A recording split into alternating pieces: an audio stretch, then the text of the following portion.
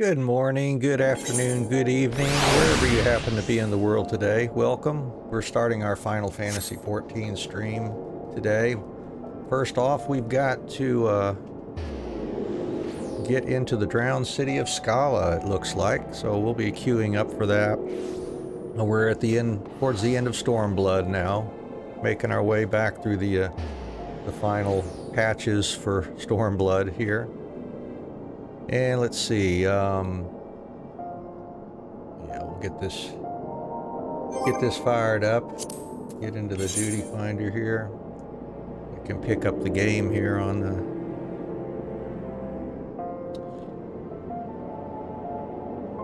Yeah, maybe if I just click over here.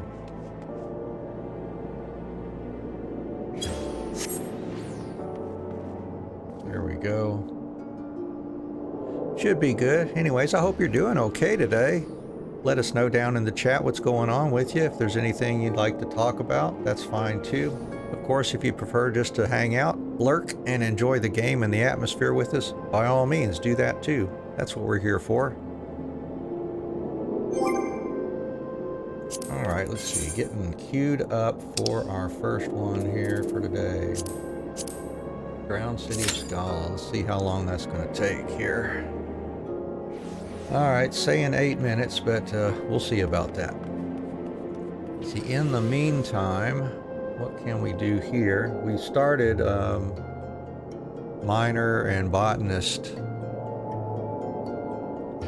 level 65 quests. I think we could go ahead and start farming some of those items. I'll go ahead and do Miner here. Gotta get some iron ore and Hell's Lid.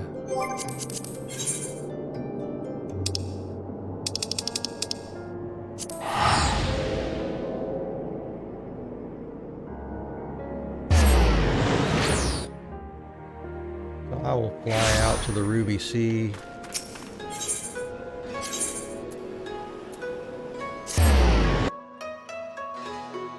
And see what's going on here.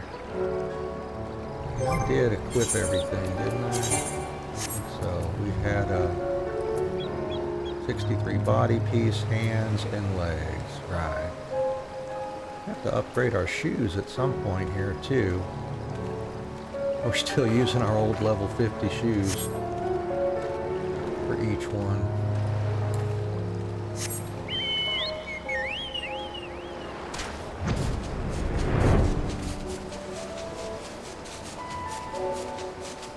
Oh, what's this new skill we had here? Oh, ethereal reduction. That's what I put on the bar for that. Yeah, we got us some Duskborn ether sand, I guess, a while back. Mine our timed nodes ourselves and extract that. Alright, we're looking for feather iron ore.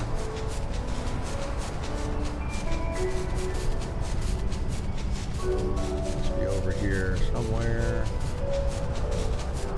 There it is.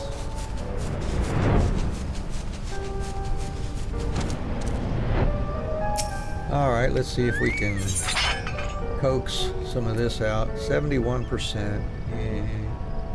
Let's see. I guess we'll... I don't know. Let's... Yeah. Whoops, there we go. Alright, wait. We are going to go ahead and grab our cue. Awesome. I love it that that's so fast. Alright, we'll come back another day for the ore. Let's go fight.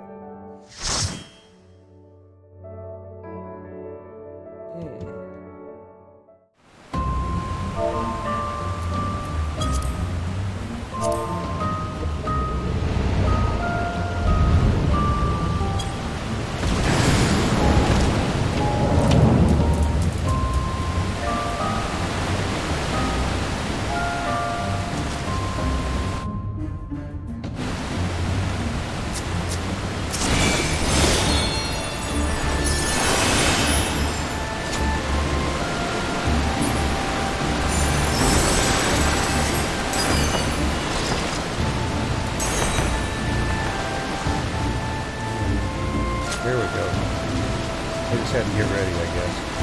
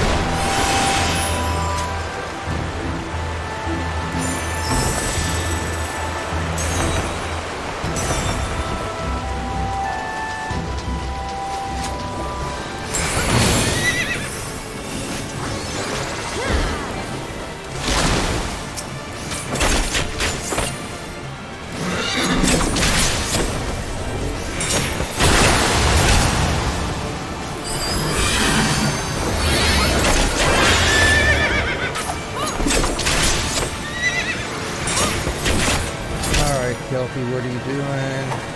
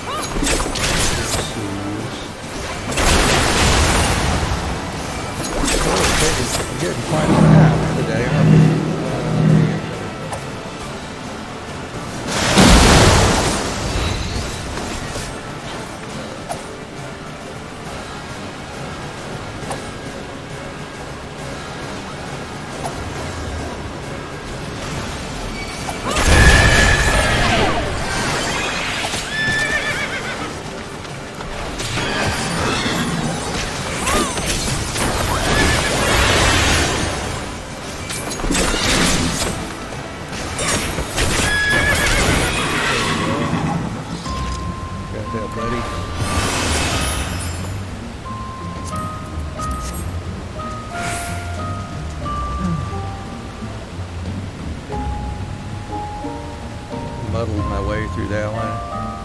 Oh, it is. Oh gosh, thank you, Lily, for letting me know. Yeah, I'll tend to that here when I can then. I think I know why. We'll figure that out.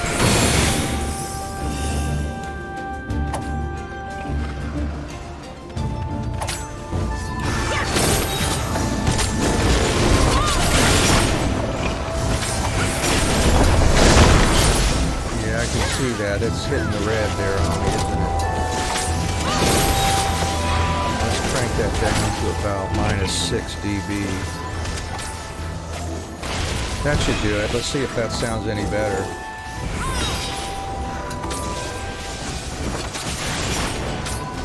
Is that significantly lower now?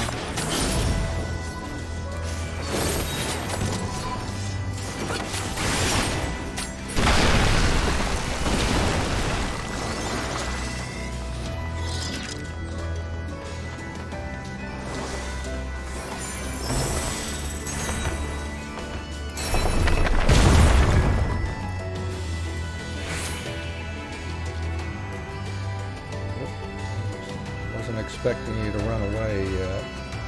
I'm gonna lose my dance here. Thanks a lot.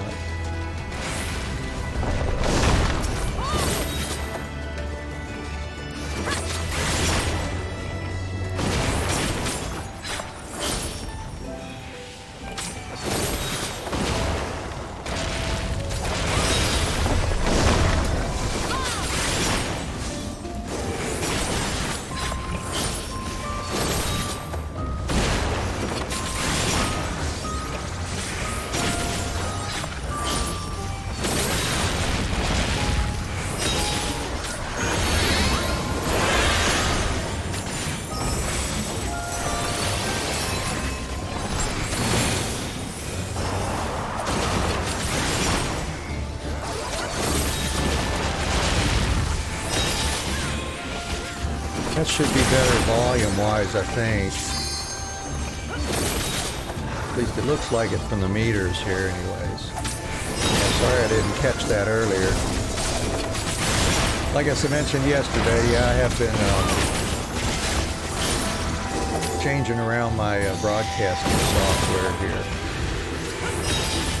And certainly didn't get everything taken care of that I needed to.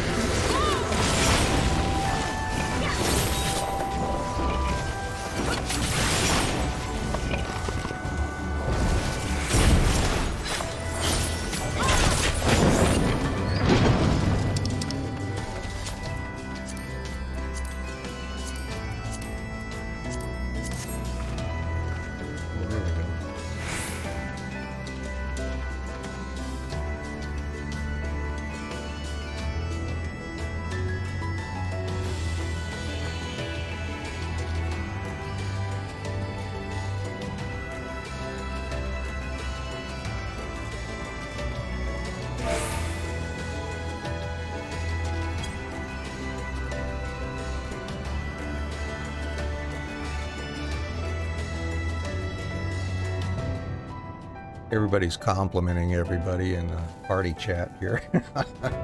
Like, oh yeah, you're doing so great.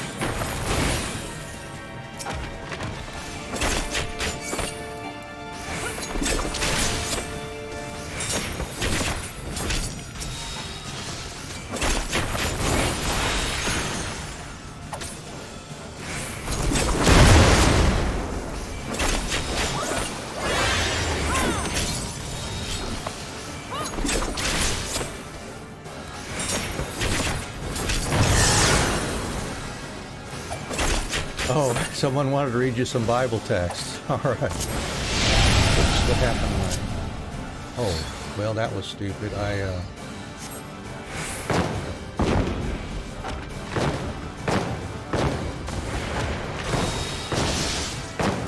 Forgot about that part of the fight. I better pay attention here.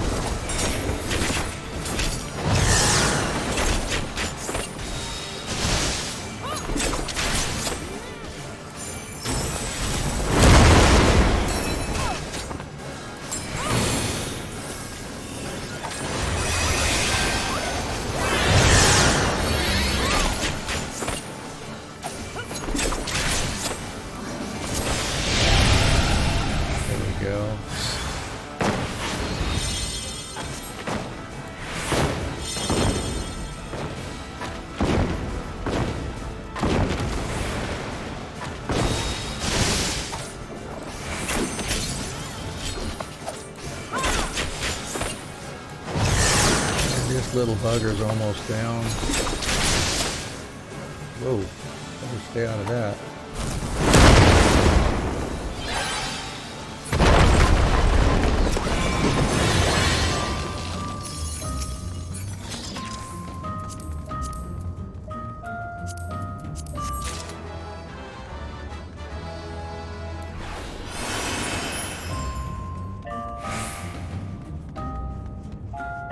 Alright.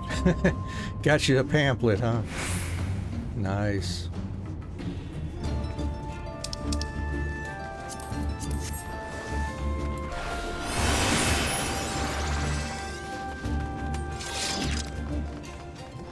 What's happening to my controller here? It's acting up on me. Don't need that.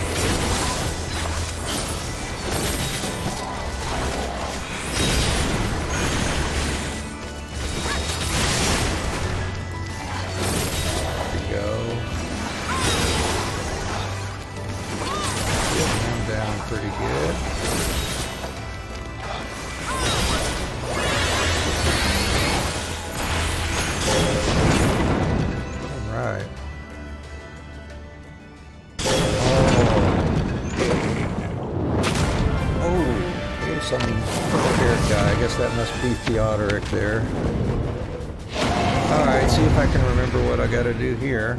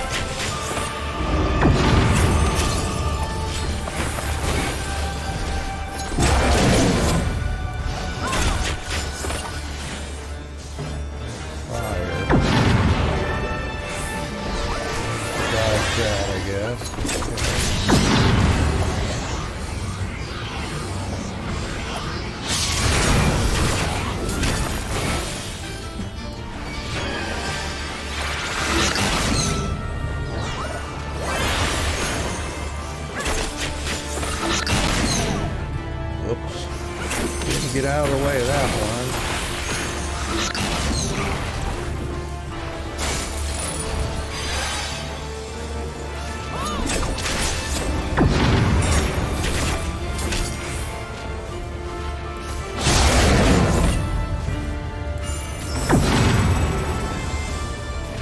I'm trying to get in there with you, buddy. Oh well.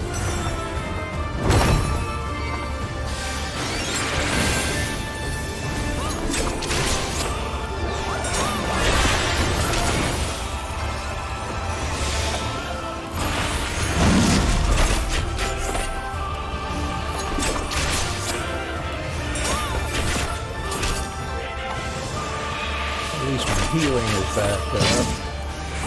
Get that if I need to.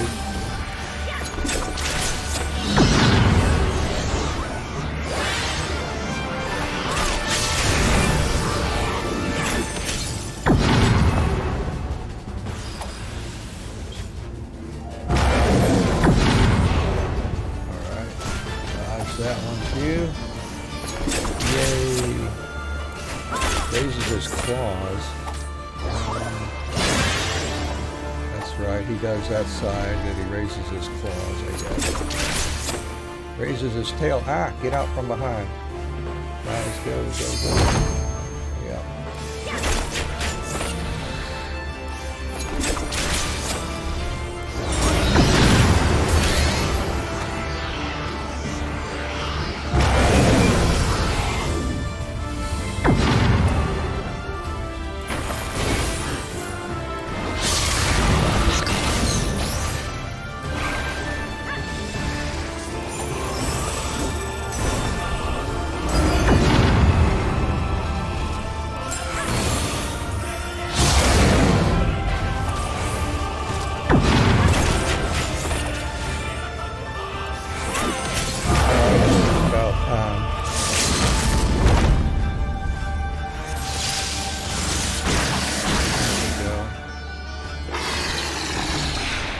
Made it through that one at least.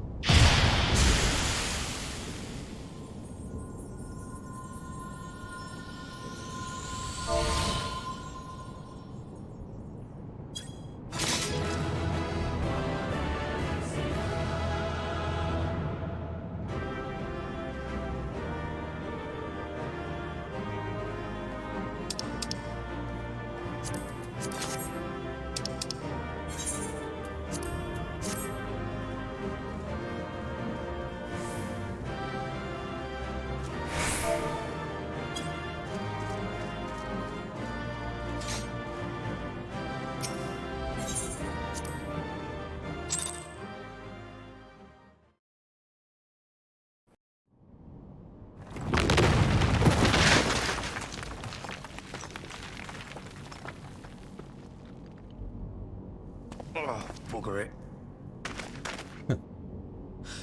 Are you all right? Aye. Aye. Everything's still attached.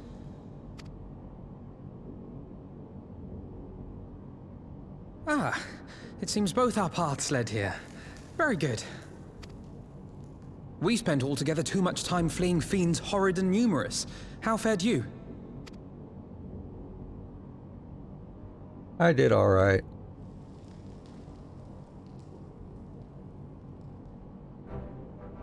Much the same, then.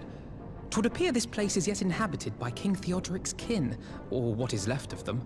The work of terrible magics, I fear. Terrible, aye. But their misfortune is our fortune?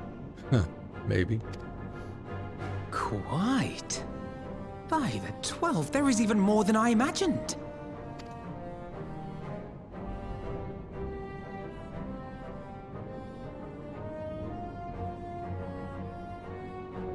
Oh, I can't wait to see the look on Lisa's face. Thanks for believing in me, you two.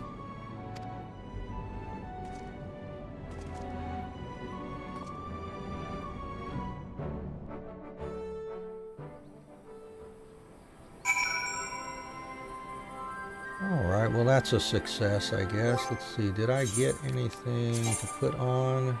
Doesn't look like it. I guess whatever I did pick up in there. I did get something, I just can't remember what it was.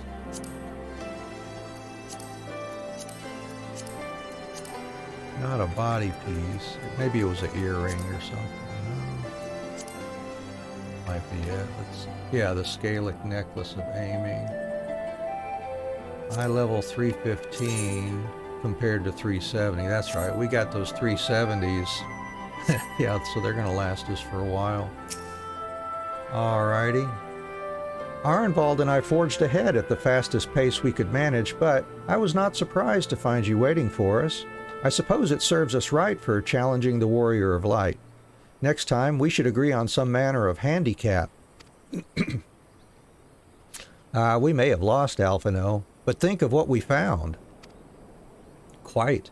I am still reeling at the sight of that mountain of riches. What, like how you reeled at the sight of that floating specter, you mean? You should have heard him scream, Anne. Must we dwell on such momentary lapses? We found the Mad King's trove, and that is all that matters. Alright, don't worry, Alphino. Ooh, get an orchestration scroll, orchestration roll. Yeah. All jesting aside, we must tell people the good news, and I think Lise should be the first. Seconded. There is to be a meeting of representatives from across Alamigo, so she is sure to be in the city. Shall we seek her out?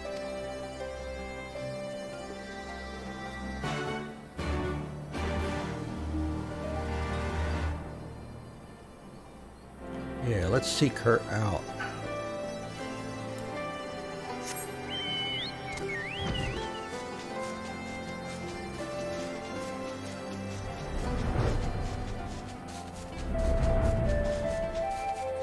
Well, I am so glad we were able to get that dungeon to pop so early here. Yeah, that was great.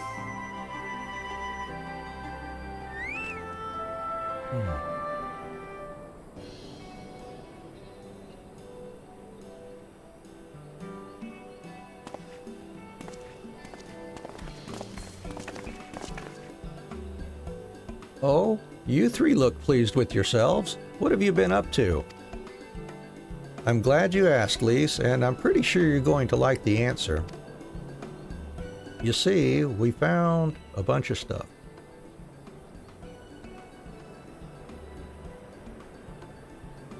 You're joking. The Mad King's trove? I thought it was a myth. So did plenty of people, but they didn't have Anne and Alphino in their party. The credit for finding it should really go to them. As for what to do with it all, I vote that it go towards alleviating the suffering of Alamigo's poor. Gods, if there's as much as you say. Arnvald did not exaggerate, I assure you. We could not hope to carry even a fraction of it out on our own. I have taken the liberty of sketching out a rough map of the ruins. If you will assemble a squad of your most trusted freedom fighters, they should be able to follow the route to where the treasure lies. Understood. I'll make sure every coin is accounted for, and that goes for the spending of it as well. Thank you. Oh, there is one other thing. When the time comes to draw up a plan for distributing the spoils, I would ask that you consult Alphino. I don't have a head for details. I'm not educated. I see that simply handing out sacks of gil won't solve everything, but I couldn't rightly tell you what to do instead. Oh, I know the feeling. I'd welcome any advice you could give us, Alphino. Of course, I shall be at your disposal. Commander, we've got a problem. Deep breaths. Tell me what's happened. A mob's gathered outside headquarters, and they've started making demands. You'd best come and see for yourself. Uh-oh.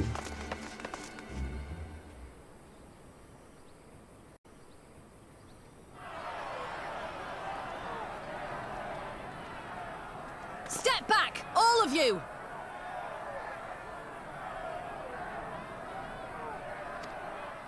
Like hells we will! We know who you've got in there! We're not leaving till you hand her over! Bring her out! Bring her out! What's going on? Someone let slip about Fedora. It's true then! The bitch really is in there! I knew it! I bloody knew it! We demand vengeance! Bring her out! Today we butcher the butcher! Come on, you don't mean that! We'd be no better than the Imperials if you'd all just calm down! Calm down! That monster and her thrice damned skulls dragged my man from our home and beat him to death in the street! Aye! And my dad! That bitch has spilt enough blood to fill a lock! We all know her crimes. She's a traitor and a murderer. How many of your resistance friends have died at her hands, eh?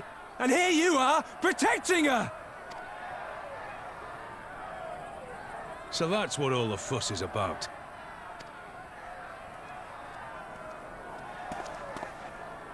Hearken to me, brothers and sisters of Alamigo. Hey, who's this? That's the Bull of Alamigo. My friends, you are not alone in your anger, your grief, your despair, for it is mine as well. That gnawing pain in your breast, it is enough to bring an old bull to his knees. But I ask you, brothers and sisters, to think not only of the family and friends who were cut down before your very eyes, but to think also of the ones who were abducted, the ones who may yet live. Where were they taken? What became of them? These questions demand answers. I share your thirst for justice, for vengeance, but we will gain only fleeting satisfaction if we give in to our base appetites. We will never know the truth. Now is the time that we, the people of Alamigo, must decide what manner of nation we will build for ourselves, and for generations yet unborn. When they look to our example, will they see a people who held fast to their principles, or one who cast them aside when tried? I say to you, it is our responsibility to give these prisoners a fair trial, that they might answer to all of Alamigo. The Garleans called us savages, and I'll be damned if we prove them right. Here, here, well said.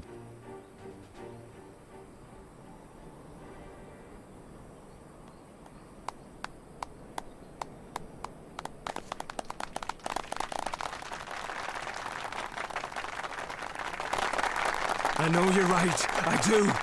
But I can't. It says the tattooed troublemaker. Like the names.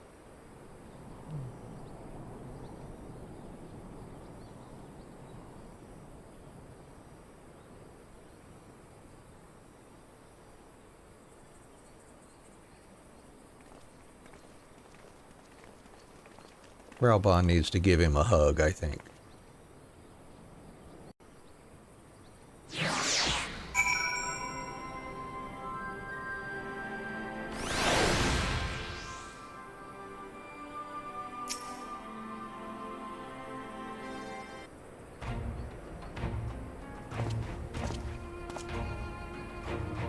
My thanks, Raubon. Listening to their anger, I could feel myself being swept away.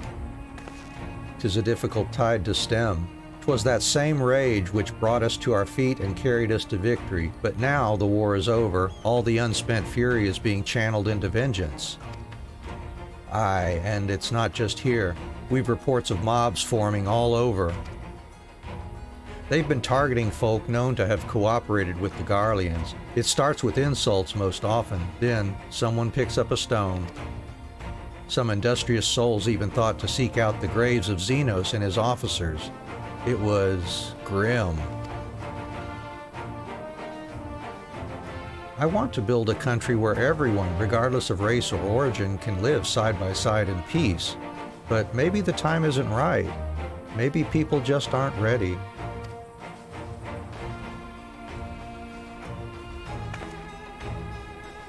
But that doesn't mean I'm not going to try. The representatives will be here soon, and I'll be damned if I'm going to give up before I've even begun. Who are these representatives exactly? Oh, village elders, refugee leaders, and the like. It wouldn't be right for us to dictate the nation's future on our own, so we've planned a summit of sorts. We've even invited the Ananta and the Kickern to participate. Alamigo stands at a crossroads, and this meeting will decide which path it takes. The matter of Fordola's sentence cannot be suffered to disrupt proceedings. Then let's execute her and be done with it. She herself has to be put to death. Nago, I already explained why we wouldn't do that. Sending her to the gallows might satisfy people right now, but where would it end? Should we round up everyone who collaborated? And everyone who didn't resist? There would be no one left, and we'd be no better than Theodoric and Xenos.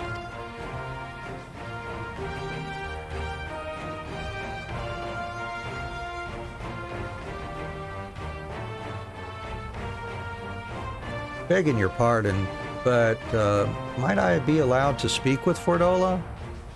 Only I caught a glimpse of her past. A moment of it anyway, during the fight.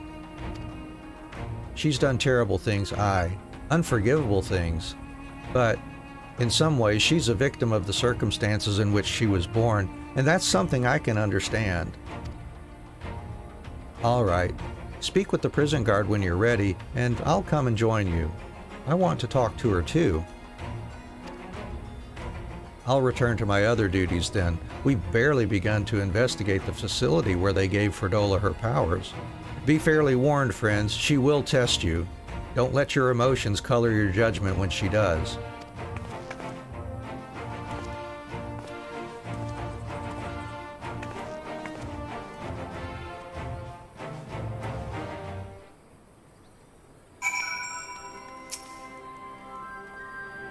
You've the commander's permission to enter then? Yes, I'll say yes.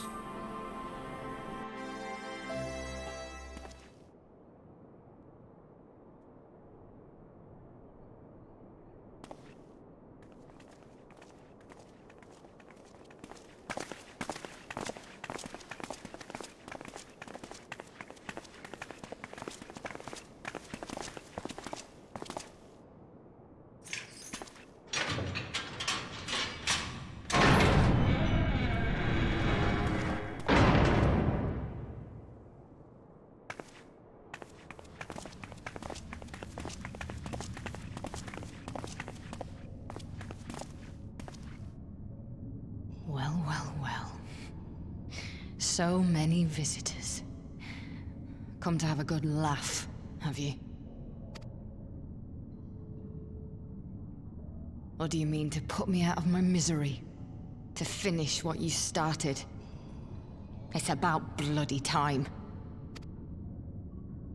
That's not why we're here, no. Do you remember what I said? How I promised you you'd live long enough to see us win our freedom? Well, I meant it. And not to mock you either. You're wasting your time. All of this is pointless! There's no reason to keep me alive, and you know it! I killed your men. I killed my men! And you know what my only regret is? That I didn't kill you when I had the chance! That's a lie, and you know it! You think we can't tell what you're trying to do? That we're blind? Yeah, you're a fool, but you're not stupid. You're ruthless. Relentless. You'd give up anything and everything to get what you want. You didn't come this far, climbing over the bodies of your own brothers and sisters just to piss it all away. I see you, Fedora. I see you for what you are. Ooh, my turn now.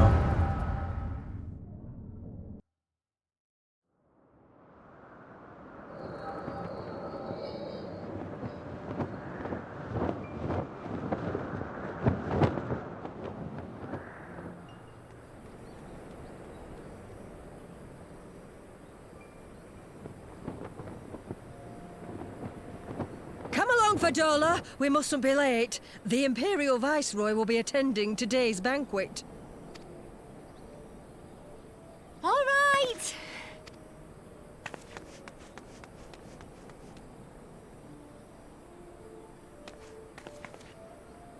Father, what's Lord Gaius like?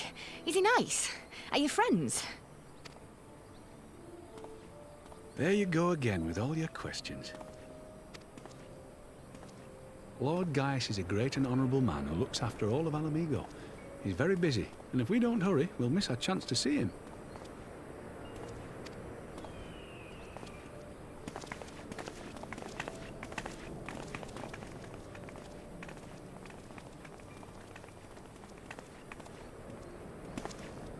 Filthy tin-head lovers.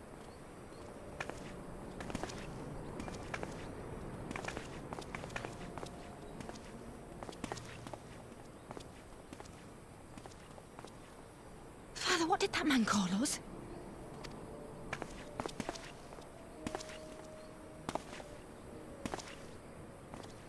The little tin-head lover doesn't know what she is, eh? A traitor, sweetheart. A backstabbing bitch who'd gladly betray her kith and kin to gnaw on what few scraps the Imperials deign to toss her. Like your bastard father and whore mother. That's not true! My parents are good people! They've never done anything like that! Oh, but they were quick to help themselves and their bitch spawn, weren't they? You're just as guilty as them.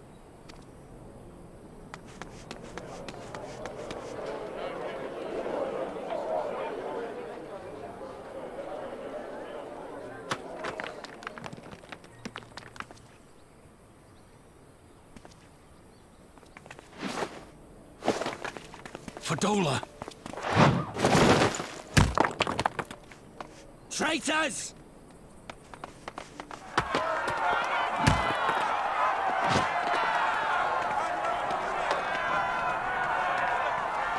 Please, you have to do something! My husband and daughter are in danger! Soldiers of the Imperial Army are under no obligation to intervene in the disputes of army. We're citizens! We have rights!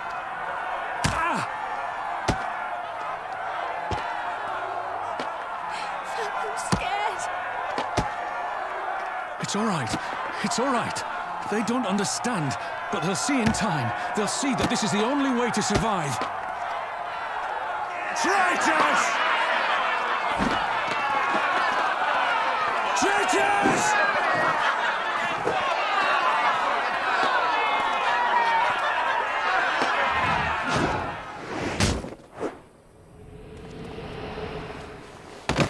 Where are they finding so many rocks in such a cleanly swept area there? Yeah, it is pretty dark.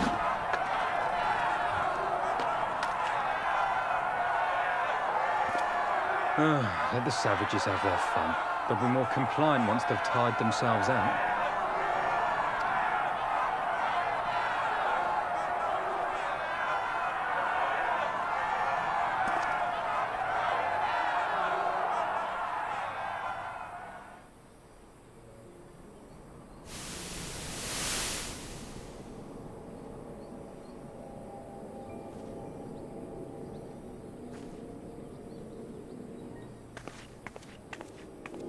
Fadola, please! You already have citizenship.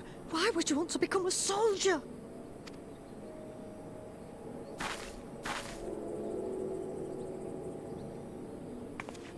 Oh, gods! What have you done to your face? Forgotten it already, have you? I'm honoring Father's memory. By telling the world that you know better than a common savage.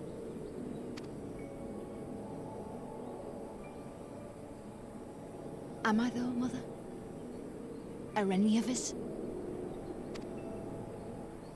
Can't you see? Citizenship means nothing to them. If you're not a pure-blood Garlean, you're no different from any other savage. So I'll play the part. I'll join the Legion and I'll make them respect me. And when the mob see that, they'll think twice before throwing their stones.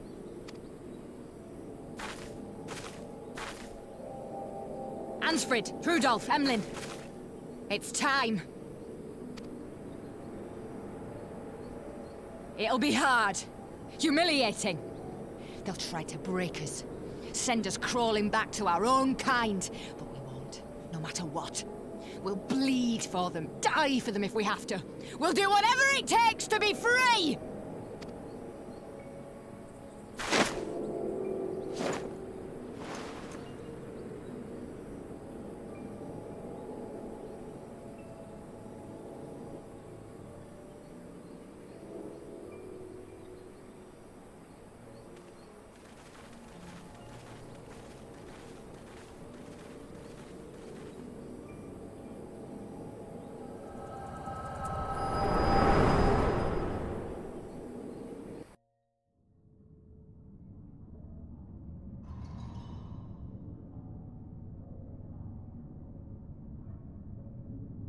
So, you mean to play the part one last time, eh? The unrepentant traitor whose death will serve to unite the people? Shut up. You had every chance to kill yourself. Fashion a noose from your clothes, wait for the guards to leave you alone long enough to slip it over your neck. I said shut up! Oh, but then it would have all been for nothing, wouldn't it? Whatever it takes. That's what you said.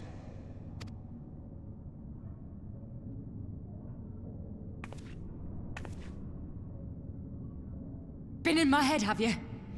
Had a little peek at my past? And what? A few stolen memories tell you everything you need to know, do they? Don't you dare patronize me! You don't know a god's damned thing about the life I've led!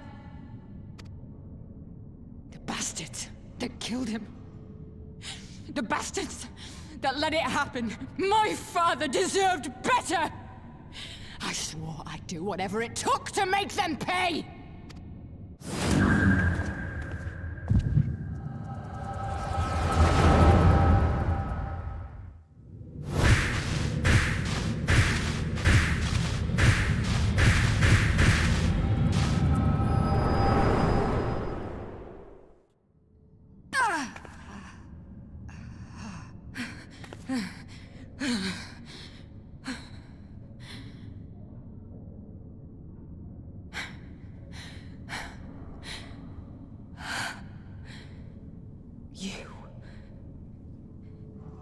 You. All that power. All that pain. It's too much. Too much for anyone. The things they've done to you. The lies. The betrayal. The endless fighting. Yet there you stand. Unbroken. How? Why?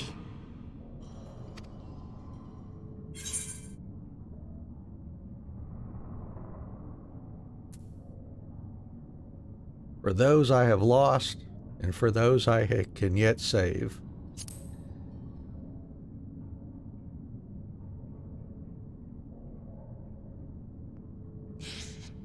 Damn you. Damn you all.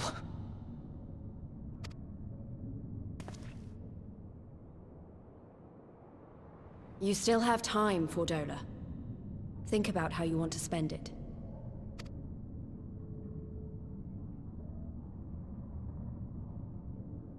Let's go.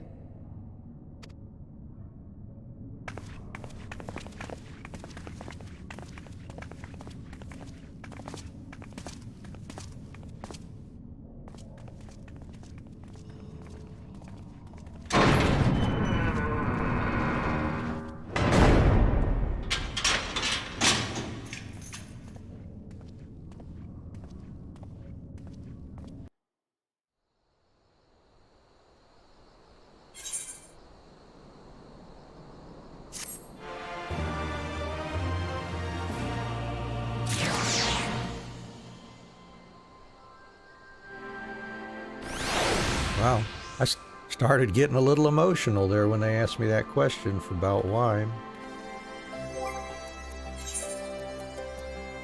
Thinking about all of our buddies that are no longer with us.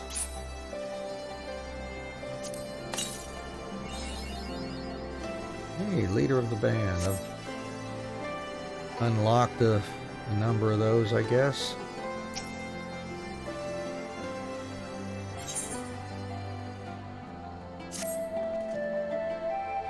I don't know that we solved anything exactly, but we've given Fordola something to think about at least.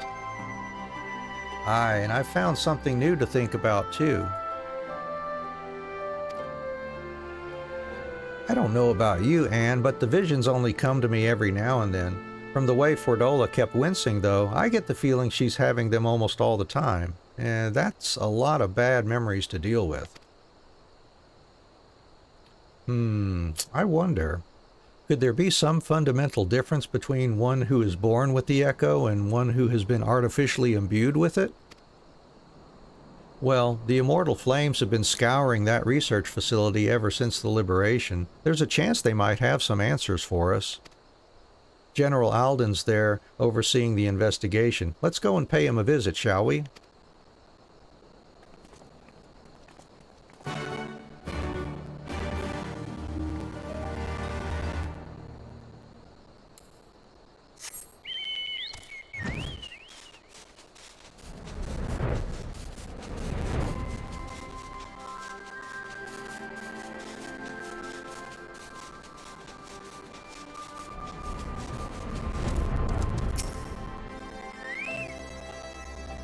General Alden is inside. Aye. Will you be joining him? Oh yes, I will.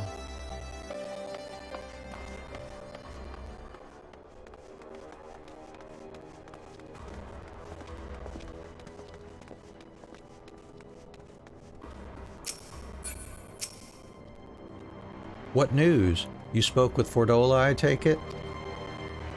Yes. As expected, she didn't say very much, but it wasn't a total waste of time. Arnvald noticed something odd about her. He thinks she might be having visions almost constantly, which is not how the echo normally works. Have you found anything here which might explain why it's so different for her? We've been hard-pressed just to organize the research materials, let alone study them. To be frank, I'd welcome the Scion's expert assistance if you have time to lend a hand. Okay, there's a Magitech pod back here.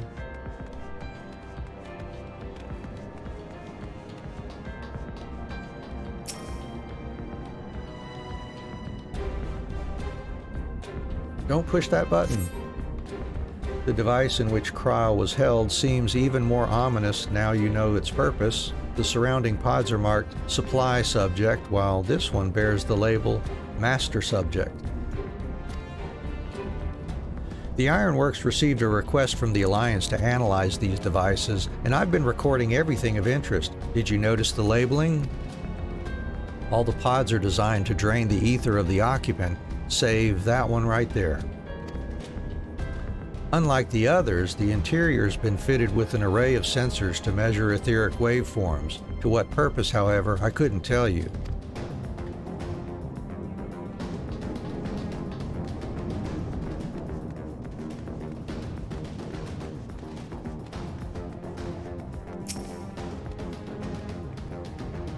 So many bodies, every one of them a victim of these experiments. Few show any signs of external injury. From what we've been able to determine, they perished from forcible ether extraction. Such a miserable way to die.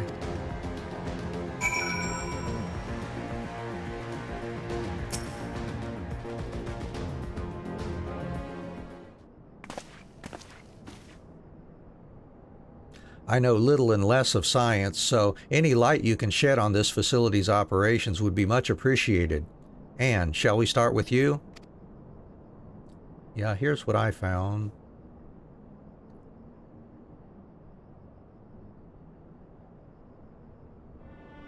Taken in combination with the testimonies of Krile and Thancred, I do begin to see exactly what the Imperials were attempting here.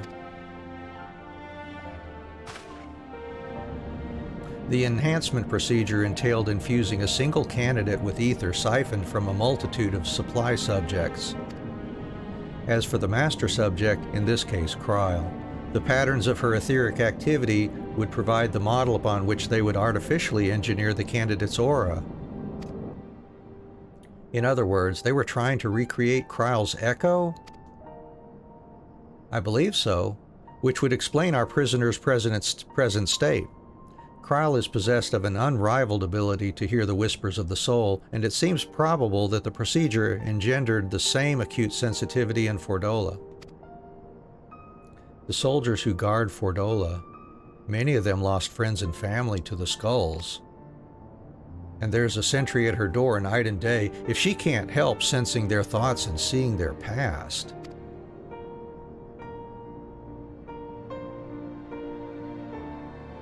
But you don't just see their past, you live it.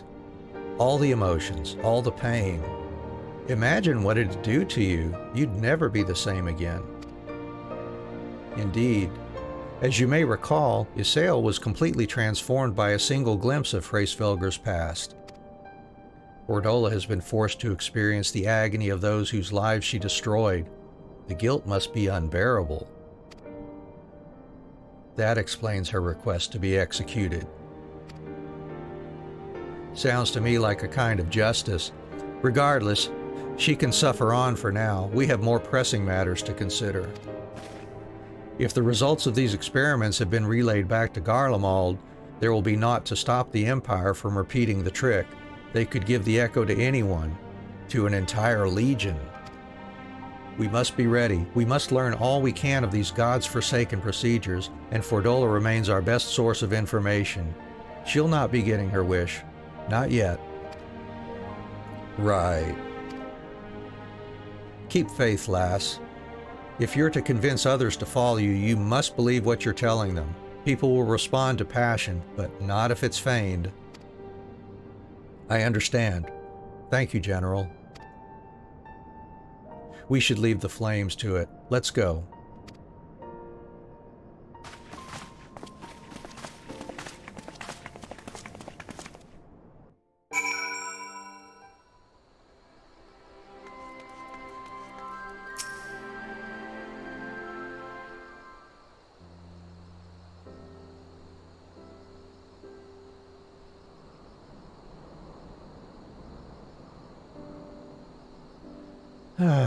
I go looking for answers about the Echo and end up getting schooled by Ralban.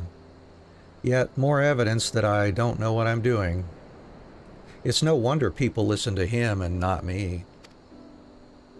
General Alden is a veteran of countless campaigns, Lise. You cannot compare yourself to a commander of his experience.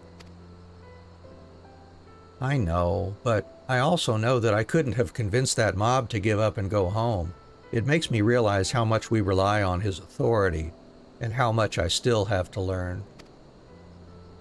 I wonder what he'll do when everything here is settled. I mean, it's his homeland. After going to the trouble of winning it back, might he not want to stay? 'Tis a quandary which countless refugees now face, to continue the life they built in Ul'dah or start again in the land of their birth.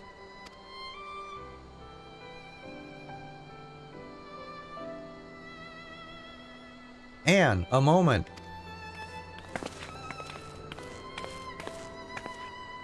I am newly returned from Ul'dah with a message from the Sultana. Her Grace desires an audience with you. She understands that you have responsibilities here, but asks that you visit the palace at your earliest convenience. Well, I must away and attend to other business. Until next time, my friends.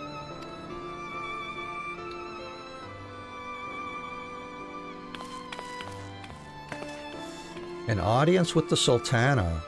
Depending on the nature of her consultation, this might be the perfect opportunity to inquire about the General's future plans. Yes, we'd all like to know about those, Alphino, but not everyone's as comfortable interrogating royalty as you. Take no notice of him, Anne.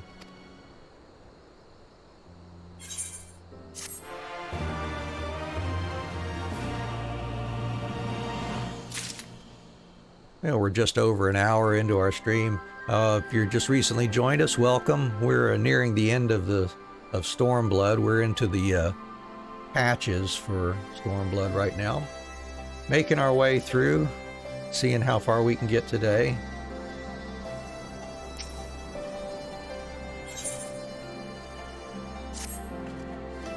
Well, the question of how to put the Mad King's treasures to good use shows no sign of answering itself.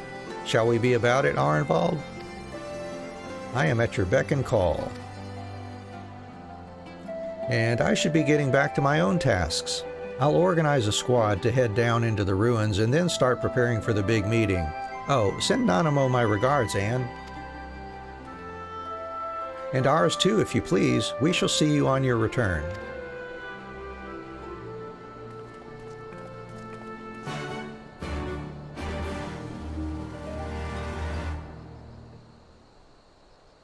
All right, gotta go see Bartholomew. Good old Bart. Forever standing in front of the big door.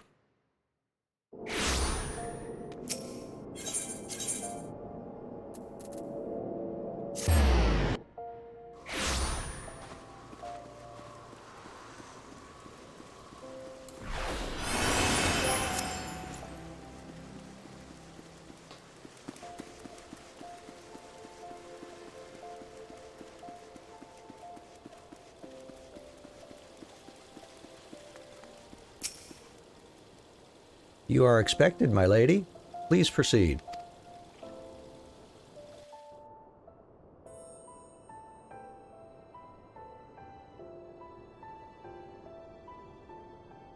I thank you for answering my summons in these most interesting times. You have been busy. The liberation of Alamigo will have far-reaching consequences, and there is a matter upon which I would seek your counsel.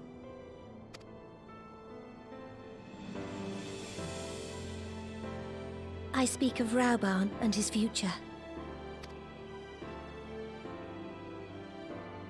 Funny you should say All know that. the tale of his rise from penniless refugee to member of the Syndicate and General of the Immortal Flames. Yet though he has come to call Ul'dah home, it will never be his homeland. He is a son of Alamigo.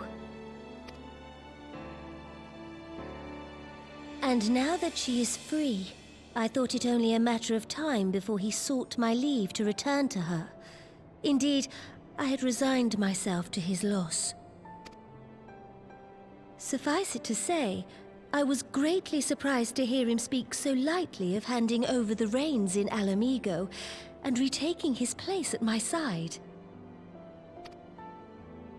I will welcome him with open arms, of course.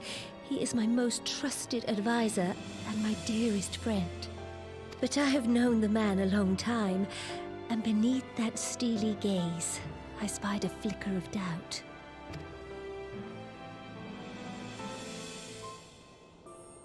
Whether Raubahn chooses to remain in Uldar or return to Alamigo, I only wish that he do so with a heart unburdened by guilt or regret.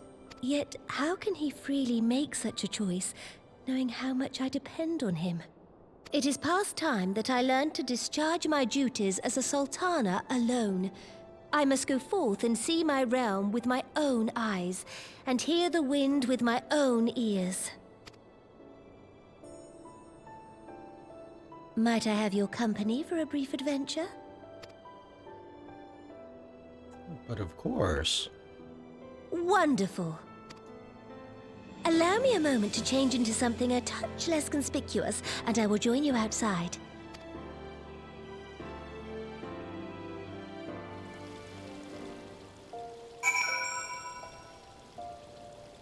Okay, find her outside the quicksand. Oh, I can be lazy since I have free teleport here.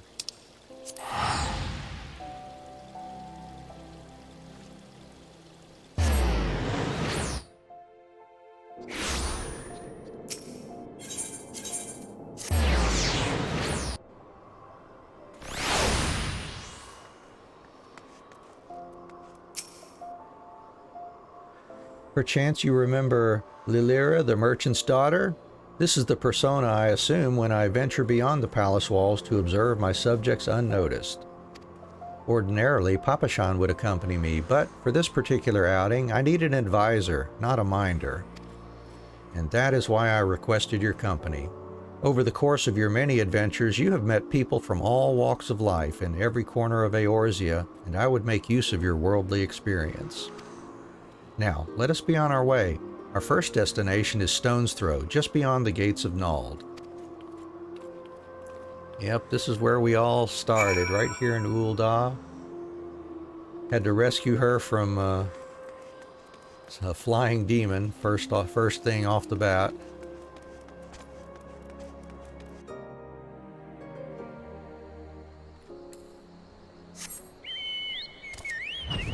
Back in our Black Mage days.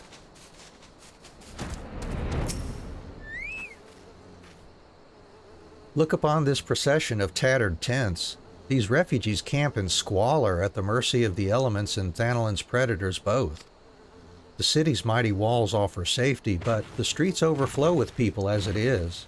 And unless blessed by the hand of Nald himself, no refugee could ever hope to afford a dwelling in Uldar. 20 years have passed since the fall of Alamigo and 5 since the calamity, yet the plight of the poor has grown more desperate, not less. As Sultana, the blame falls upon me. You've done your best, Your Grace. Then my best has not been good enough. Shall we press on? I would follow the road to the unholy air.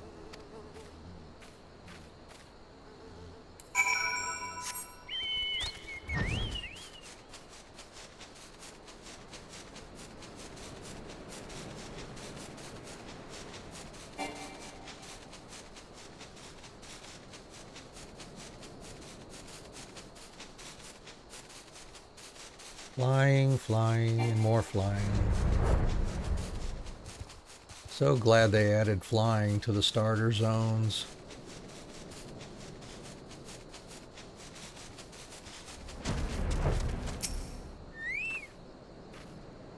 It was here, in this wholly unremarkable place, that my mother and father met their doom. I was but a child at the time. My parents were returning from an inspection of our interests in eastern Thanalin when an untimely rockslide crushed their carriage. To this day, it is not certain if the incident was simply misfortune or an expertly planned assassination.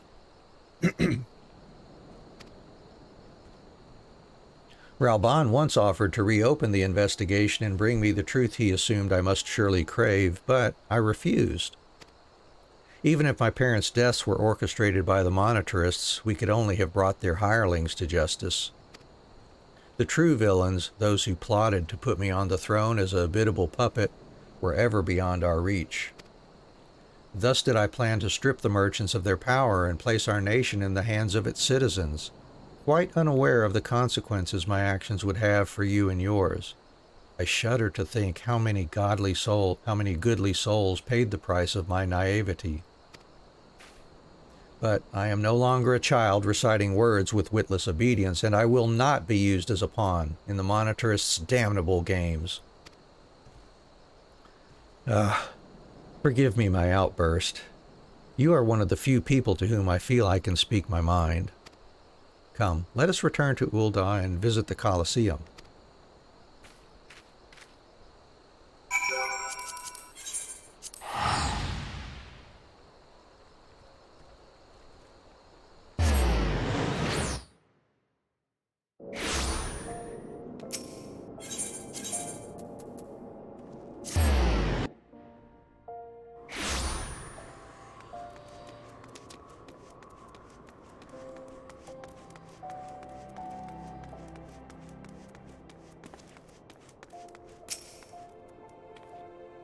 From the moment I became Sultana, I found myself thrust into an endless parade of document signing and ceremonies. For years, I simply signed where I was told to sign and sat where I was told to sit, blissfully oblivious to what any of it meant. Yet one good thing did come from that ignominious chapter in my life, for it was during an official visit to the Colosseum that I first met Ralban. The match I had been invited to attend was not at all what I expected. They had pitted the Bull of Alamigo against some dozen or so rival gladiators. Blinkered though I was, I would not stand for so obvious an injustice and demanded to see a fair fight, one man against another, and my royal wish was duly granted. It was not until later that I learned of the gambling ring which had arranged for Ralban to die on the sands that day. Regardless, my intervention meant that Ralban had but a single opponent to dispatch, which he duly did, and when he knelt before me to receive the winner's purse, he swore that he would one day offer me his blade and service. Surrounded as I was by liars and manipulators, I confess I dismissed it as a pleasant piece of theater. But as you know, Ralban is a man of his word. Though it took him another 5 years of fighting on the blood sands, he amassed a fortune so great as to buy not only his freedom, but a seat on the syndicate. And then I had my blade.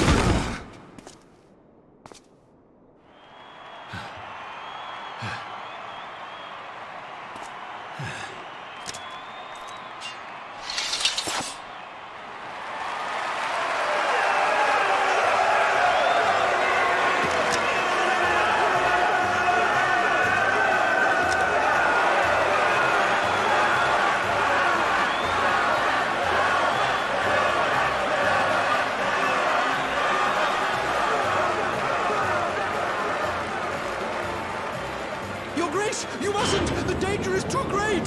Please, Your Grace! Come back! I beg of you! It seems you're the one who needs looking after, Master Shum. Ralban! Your Grace, I have kept the promise made. So you have, and in turn, so too shall I keep mine. With your winnings, you have become one of the 6 most wealthy souls in all Ul'dah, and so, as tradition dictates, Ralban Uldin, You have earned yourself a seat on the Syndicate. May your new station garner you still greater glories. I am honored, Your Grace, and vow to serve with every fiber of my being from this day till my last.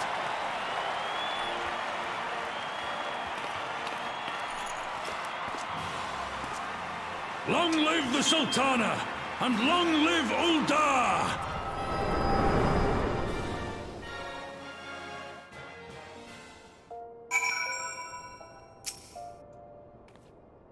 Words cannot well express what that man means to me. There are others who care deeply for my well-being, of course. Papashan's love for me is that of a grandsire for his grandchild.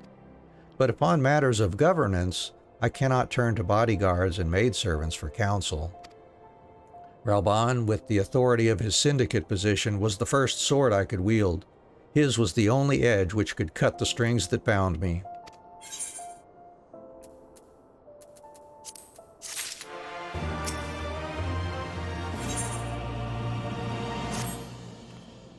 We must make haste. My absence will not go unnoticed by the Sultan Sworn for long, and there are other places I would visit.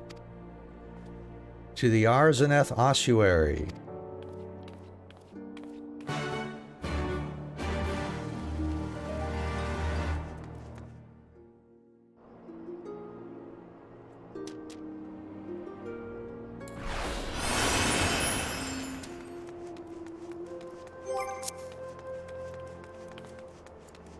Back to the Black Mages, or the Thaumaturges Guild.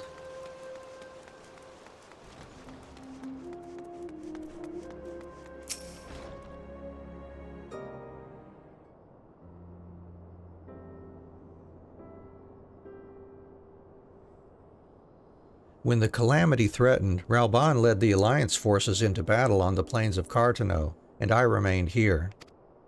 I prayed with all my heart that Archon Louisoix would have the power to rouse the 12. Since that day, I have made a custom of visiting this shrine during each of my little excursions. Here, I seek the blessing of Thal, reflect upon my choices, and ask myself if I am fulfilling my duties as Sultana. You are rightly celebrated as a champion because you have led the line in 100 battles for the good of Eorzea. In much the same way, I believe the measure of a monarch lies in how she leads her people in times of adversity. If I am to be a sultana worthy of the name, I cannot turn a blind eye to the troubles facing Ul'dah. I have chosen my path, Anne. With Ala Mhigo now freed from imperial chains, I finally see a way to aid the refugees. Already, many displaced Ala Mhigans seek to begin the long trek home. And as you well know, our artisans' school shall be waiting to accept any who wish to learn new trades. Realistically, however, it will take years for such training to yield tangible benefits. But we do not have years. These people will need shelter and employment if they are to survive, and this time, the Ul'dah treasury shall provide. Precisely where and how to allocate the necessary funds is, of course, another question.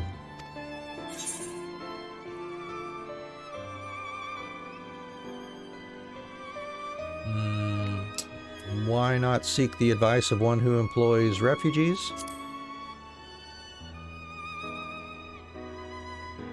A wise suggestion. Mayhap a visit to the Gold Saucer is in order. Its proprietor is a member of the Syndicate, and he is one of the few who pay refugees a fair wage. I wonder, are you acquainted with Godbert Manderville? Ah, well, he is a most generous man, if something of an eccentric. Let us make our way to the landing, and I will see that word is sent to the Gold Saucer. Godbert should be only too glad to receive us.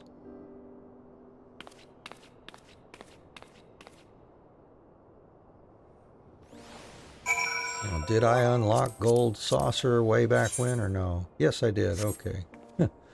Can't remember. Doing kind of minimal stuff here on this playthrough. But yeah, I did remember I needed the Gold Saucer, I guess. Alright, that's the airship landing. to speak with the Sultana. I have ridden aboard a public airship before, but this shall be my first visit to the Gold Saucer. I must confess to some excitement. And speak with Nanamo at the Gold Saucer.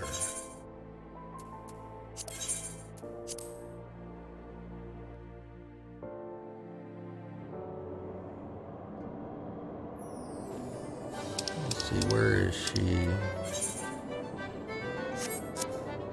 Yeah, I don't know. Maybe I didn't unlock the Aetherite shards or Ethernet shards. Don't know. I had heard descriptions of its splendor, yet I never dreamed it would be so bright and inviting. No, I couldn't possibly. We did not come here to fritter away the royal coin. Godbert will be expecting us. Come, let us head directly to the lounge and ignore these gaudy temptations. All right, let's see what we got. Yeah, we unlocked a couple, and I happened to get the one that's right near where she's going to be. All right, that's lucky. I believe this is where we are to meet Lord Manderville. Shall we sit while we await his coming?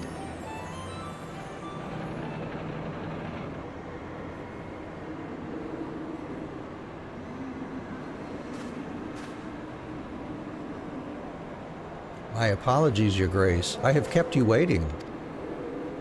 No apologies are necessary, Godbert. My request was sudden, and you were kind to make yourself available at such short notice. When the Sultana herself comes calling, there is no more important engagement.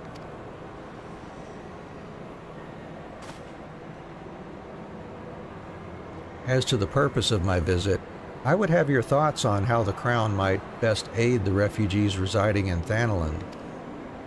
You are aware, I am sure, that many of Alamigo's displaced sons and daughters long to return to their newly liberated homeland. And you are also aware of how they will suffer without shelter and work to sustain them. I would use our nation's wealth to spare them that suffering. What advice have you for me on the matter of how it might best be distributed?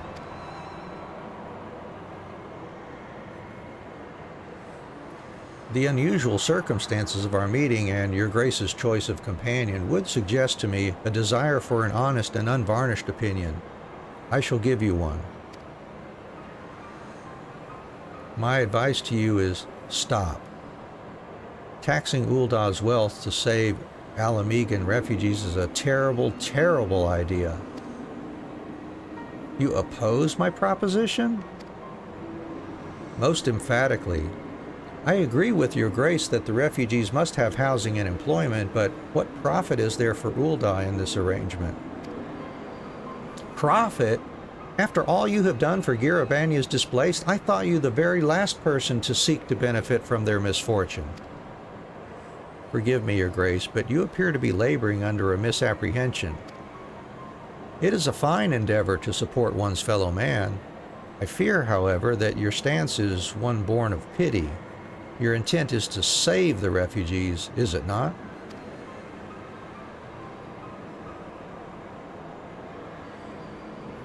For all our potential, we are indolent creatures by nature.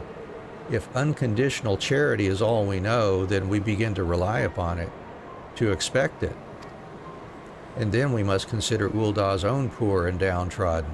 Should they hear of you spending the nation's coin, not to improve their lot, but to nurture the distant citizens of Alamigo, it is unlikely they will applaud your generosity. Surely it is not Your Grace's intention to foster new resentments, but to spread goodwill.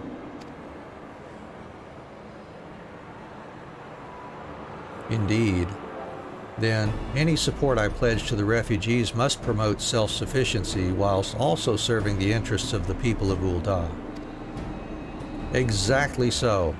Such an arrangement will create a far more equitable relationship with the returning Alamigans, even as it generates the revenue required to win the approval of your subjects.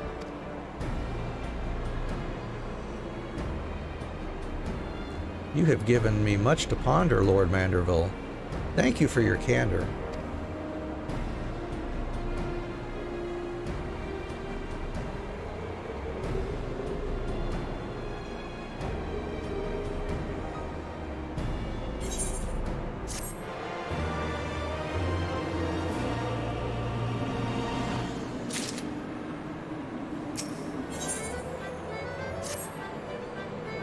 profit. The thought never even crossed my mind. But standing about lamenting my naivety will not do anyone any good. I shall consider my lesson learned and press on. Anne, are you perchance acquainted with any successful merchants? If my attempt at philanthropy is obliged to reap a profit, it would seem wise to consult someone with a knack for business.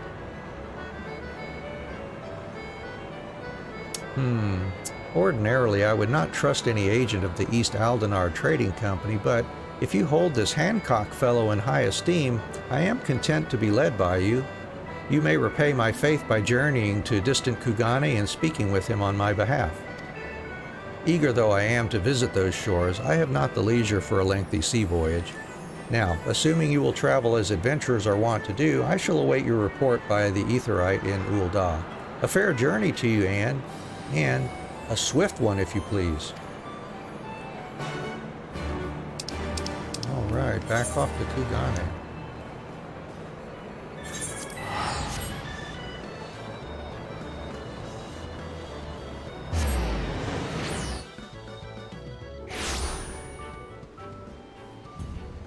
And I guess he'll be back up at the Ruby Bazaar.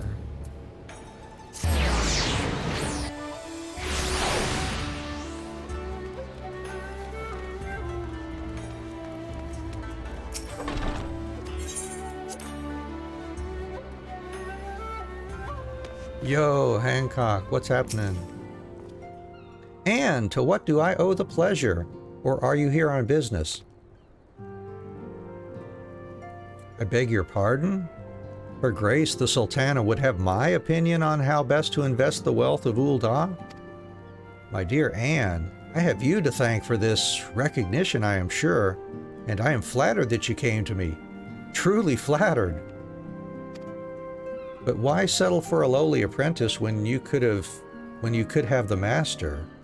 Upon matters of profit, there is no living soul better qualified to advise Her Grace than Chairman Lolorito, a man whose morning exertions are said to fill his garter-robe with gold. I should be happy to arrange a meeting for you. Sorry, I was just trying to visualize that.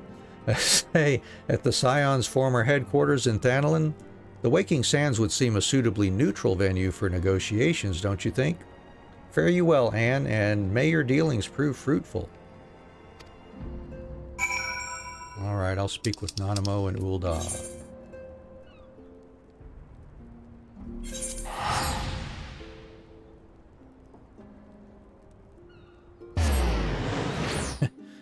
So the guy basically shits gold, I guess, every morning. She's going to be at the Adventurers Guild. Or no, she's just up the steps here. Okay. Just up here.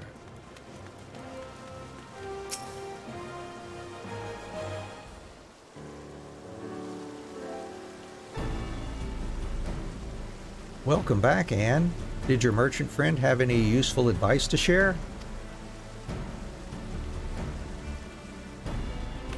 With Lolorito? And you agreed to this? I am well aware of his standing in the field of business, but I had hoped to keep the monetarists at arm's length, and him in particular. Nay, I cannot live in fear of the man. I must learn how to treat with him if I am to rule Ul'dah effectively. Very well. I will meet with Lolorito. Let us go on ahead to the Waking Sands and prepare for his coming.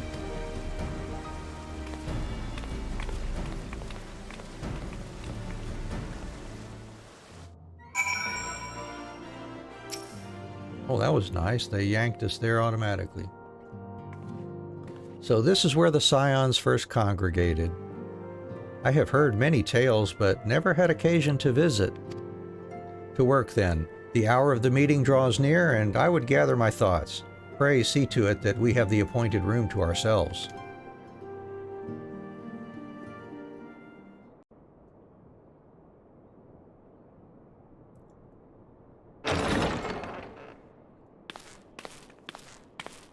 A personal summons from the Scions. This must be important business indeed. Though, if it concerns anything so underhand as an assassination, I fear I can be of little help.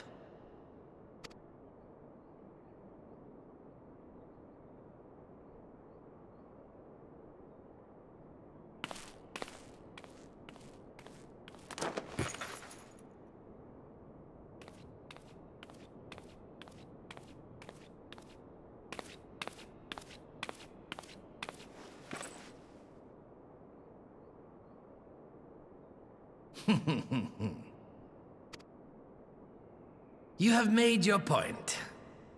'Tis indeed unsettling to find oneself seated across from an impassive mask.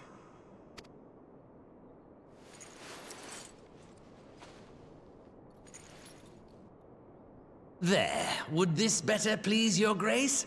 Or should I address you as Lady Lilira?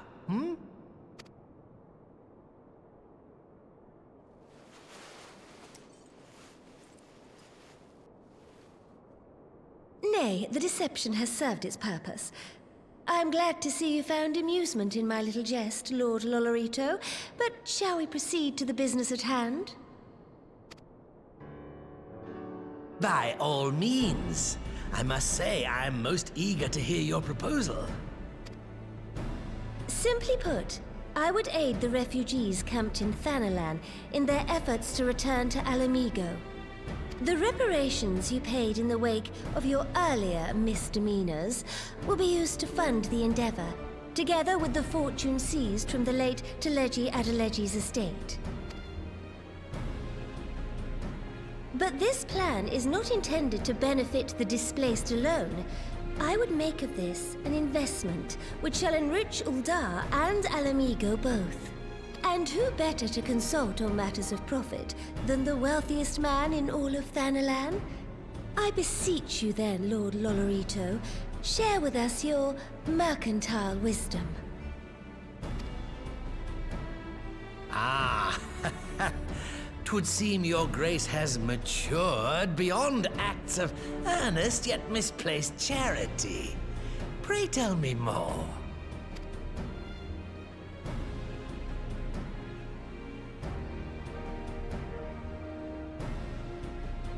To summarize, in return for facilitating the repatriation of refugees and assisting in the establishment of new industry in Alamigo, you ask that a proportion of all subsequent profits be promised to Uldar.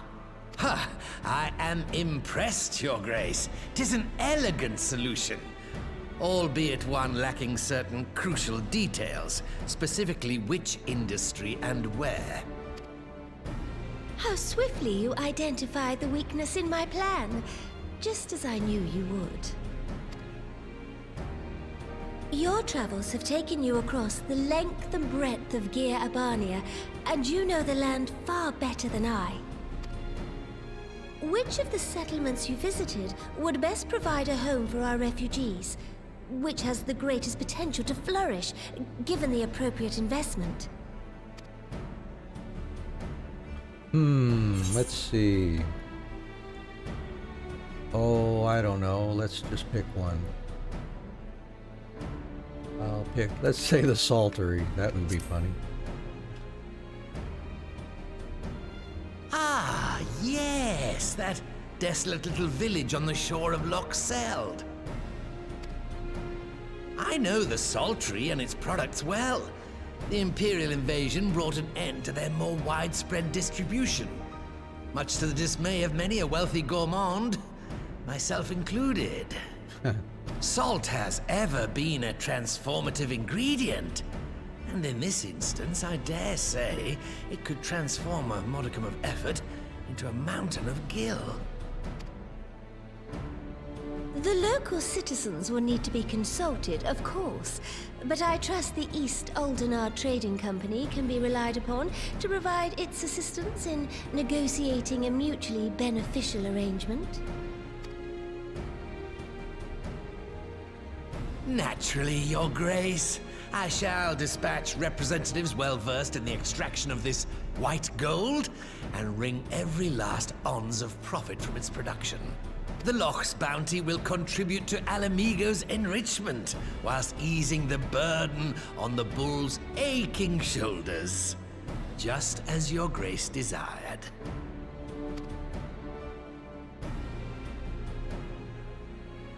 A deal is struck then.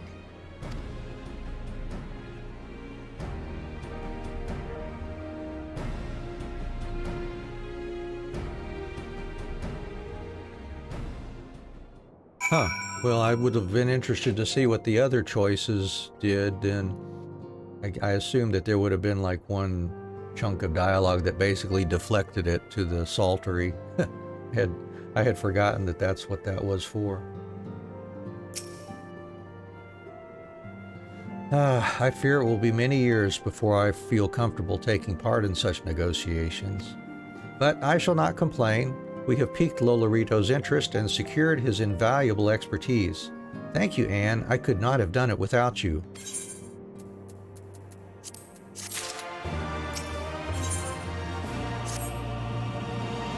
Our course is decided. I shall return to the palace and have my ministers begin work on implementing the particulars of the plan. If I could prevail upon you one more time, Anne, I would ask that you convey the details of our negotiations to Commander Hext on your return to Alamigo. My thanks again. Together, we have laid the groundwork for an endeavor which promises to benefit the peoples of Alamigo and Ul'dah both. That's right.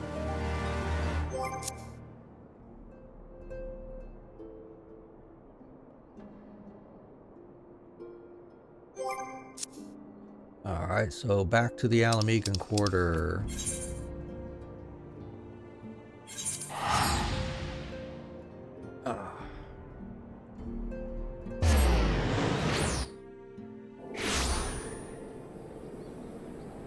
Hey, thanks for being near the Aetheryte Shard.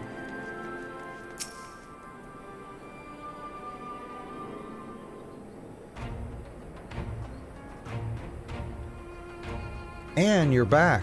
What did Nanamo... Oh, sorry. Are you allowed to talk about your audience with the Sultana? So, Relbon says he's going to return to Ul'dah, but she isn't sure he wants to. Huh, tell us something we don't know, but I'm pleased to hear she's committed to helping our refugees come home. And this plan to revitalize the Psaltery does make a lot of sense. Quite how you convinced her to seek Lolorito's help is another question. After all that has happened, he is the very last person I would expect her to turn to for advice. But on a more practical note, Lise, assuming the interim government elects to accept Ul'dah's proposal, I have one caveat I should like you to include in the bargain. Alamigo must be permitted to cover a portion of the investment. We have a fortune at our disposal, after all, and allowing Ul'dah to provide the entirety of the capital will afford Lolorito too much control.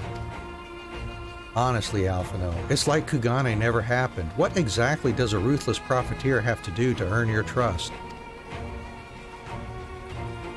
But yes, you do make a good point. First things first, though, we need to discuss this proposal with the Psaltery's residents. Whisker, how do you fancy explaining the Sultana's plan to your grandfather? I'd like to hear what Watt thinks of the idea before agreeing to anything.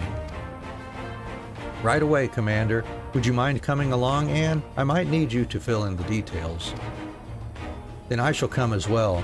Should Watt wish to discuss figures, my knowledge of the nation's finances may prove useful.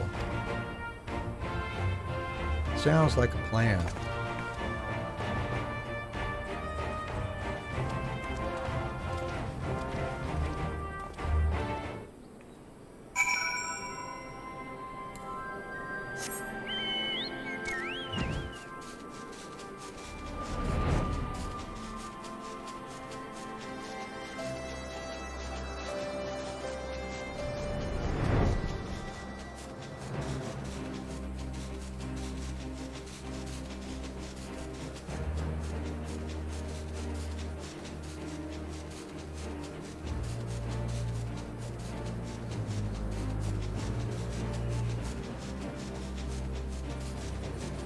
I always forget how long and drawn out these patches are if you don't skip everything. Oh.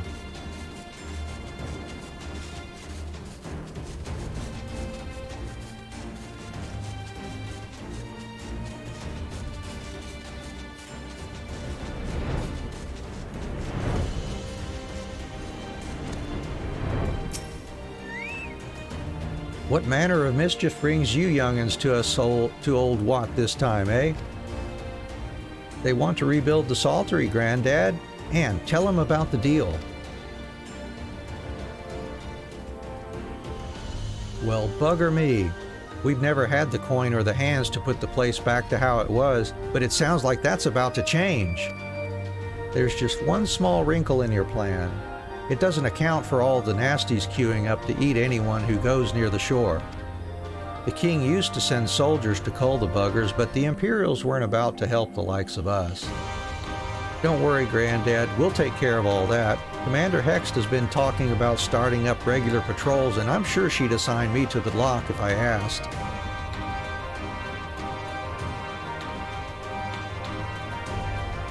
Oh, okay, I see. Didn't really like Stormblood, and the post quests were the only ones you didn't read properly. You were glad when you made it to Shadowbringer. Yeah, I think I will be too. I will be happy once we get through all of this and get on with the Shadowbringer business. But actually I have developed, I guess, a new appreciation for Stormblood, I guess I should say. Going back through it and not skipping things this time around again was kind of nice. I've enjoyed it, but yeah, this part I don't like too much, getting through the post, the patches and all that stuff. I'd appreciate that, Whiskar, my lad. Truly I would. So does this mean you've gotten better with that blade of yours? I've been training, aye, but mostly to kill Imperials. You've some experience hunting monsters, don't you, Anne? Think you could cast an eye over a few of the local beasties and teach me how to deal with them? Absolutely, I can do that. Let's not waste any time then. I'll see you by the lock. Whilst you are busy attending to the local fauna, I shall have Master Watt explain to me exactly what is required to restore the Saltery to its former glory. Good hunting!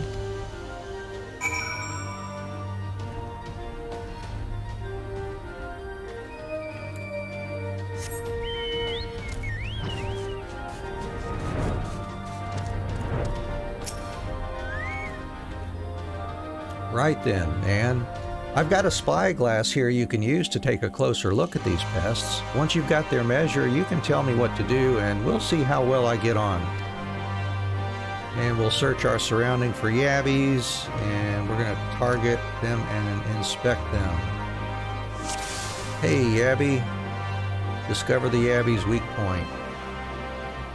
Let's put it right there somewhere. There it is.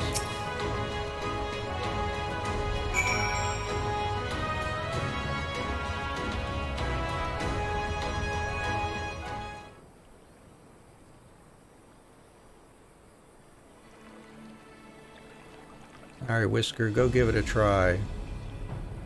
The yabby's entire body is protected by a hard carapace, but the underside of the head looks soft and vulnerable.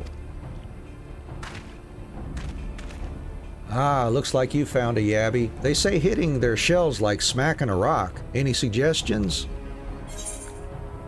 Aim for the soft underside of the head.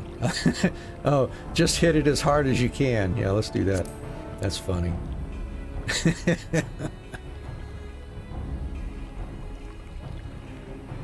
Huh? All right then. I was hoping there'd be more of a trick to it, but brute force it is. See what happens. I don't think I've ever tried that.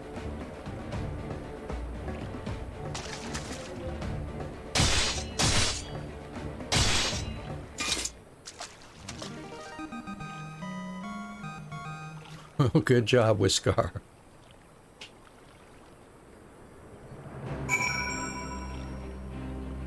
Okay, well, nothing different there.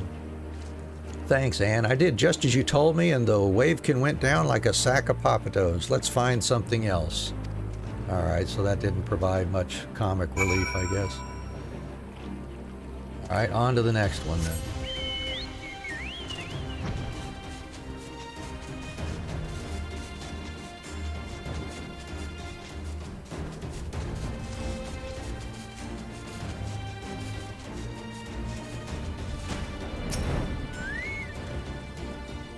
I think I can handle the Abbeys now, so we should try something different. What else is out there? We will search it and look at a Phobad.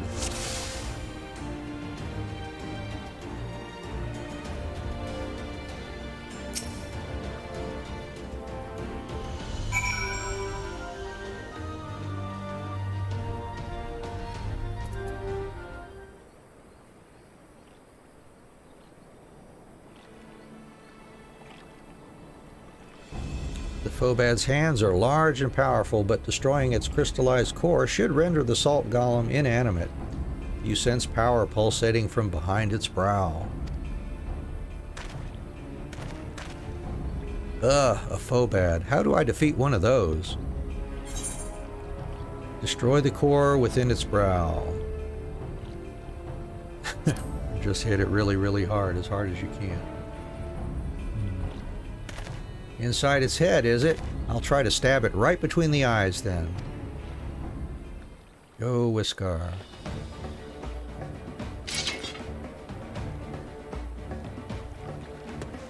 Hiya!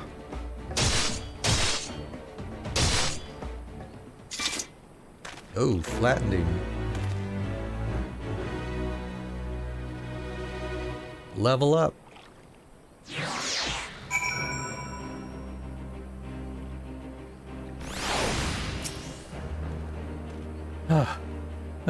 It's not easy fighting with the Liberator of Alamigo watching your every move, but I got the job done.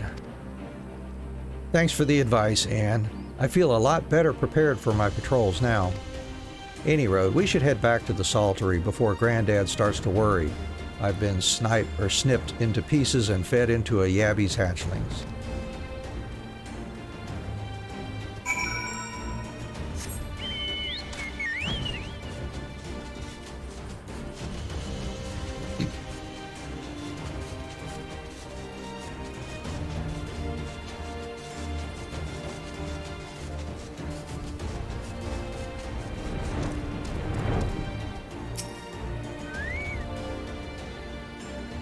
I see you returned in one piece.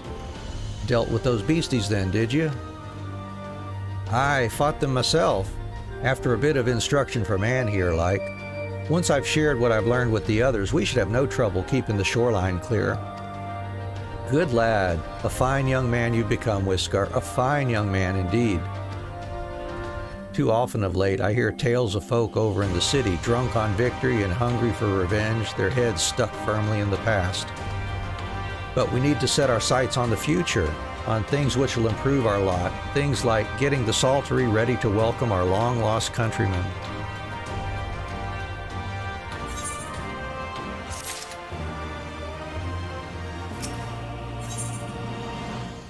Ooh, what are we getting? We're getting a new weapon. All right.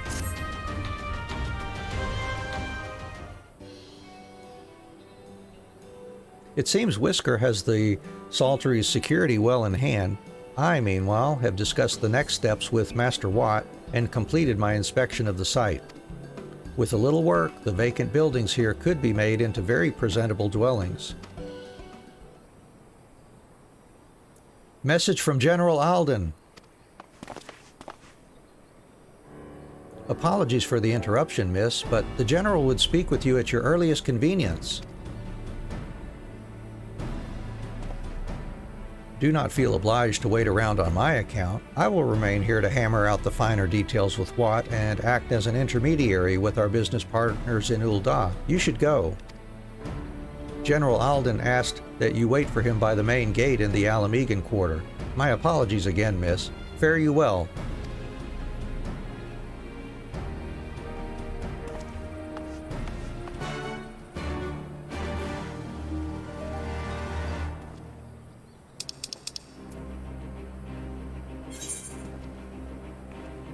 just be lazy and port on over there.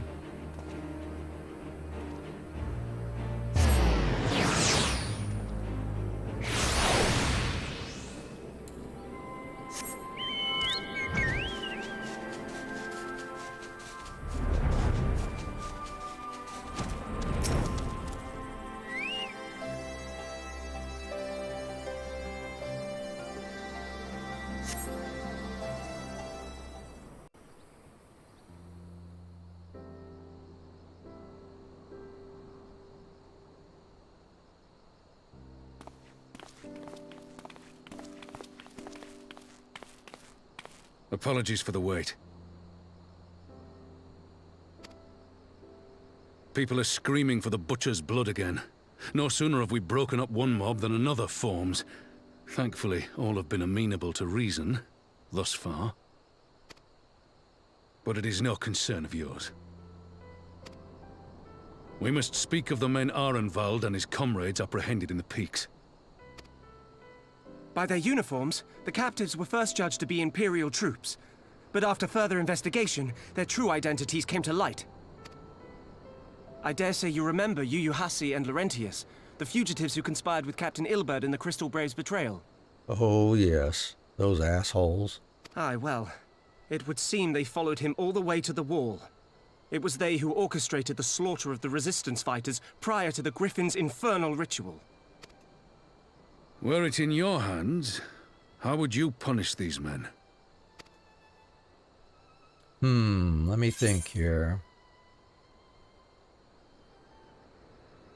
Yeah, their lives would be forfeit.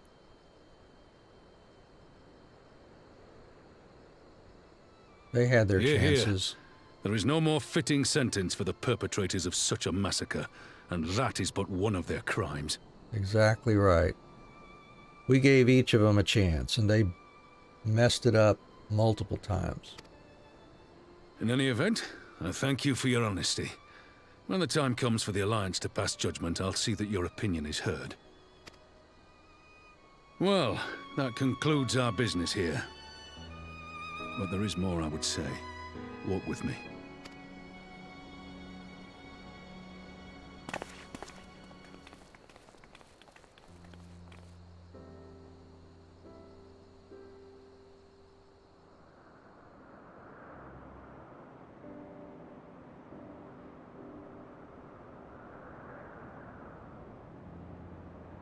I bear a share of the blame for Ilberd's atrocities. Had I openly supported the cause of Alamegan liberation, he might not have felt driven to do what he did. Things could have been different, and I'm sorry they aren't.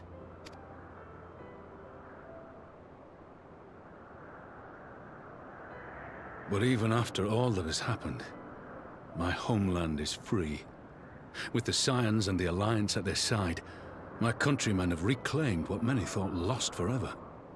Under her new leadership, I have every confidence that Alamigo will emerge from the shadow of the Empire and rise once more to greatness. Which means my work here is done. Soon I will return to Uldar and take my place at the Sultana's side. Father... I'll not deny there's a part of me that wants to stay. The same part that contemplated renouncing my rank and joining you as a wandering sellsword.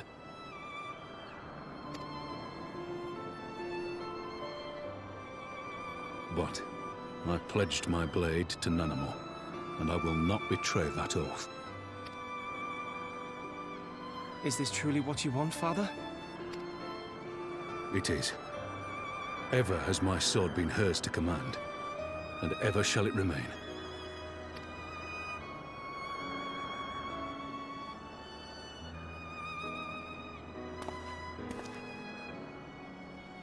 Thank you for lending an ear. When all the rest are clamoring for me to stay, I trust you'll send me on my way.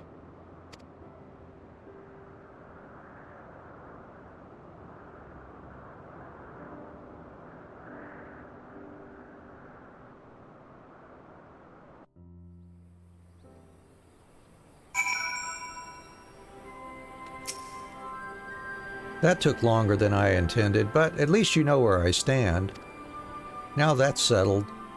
Arenvald, what news? We may have a problem, sir. A group of Ananta has arrived at the main gates, and I don't mean the Vera. These are Kalyana, the ones that summoned the Primal. They're insisting they be allowed to attend the council. Lisa's trying to reason with them, but she may need help. An invitation was extended to all of the native beast tribes, but we assumed the Kalyana would refuse it out of hand. We had best go and see for ourselves. Pippin, take command of our forces and be ready for battle. Anne, you've dealt with these Kalyana before. I'd have you at my side.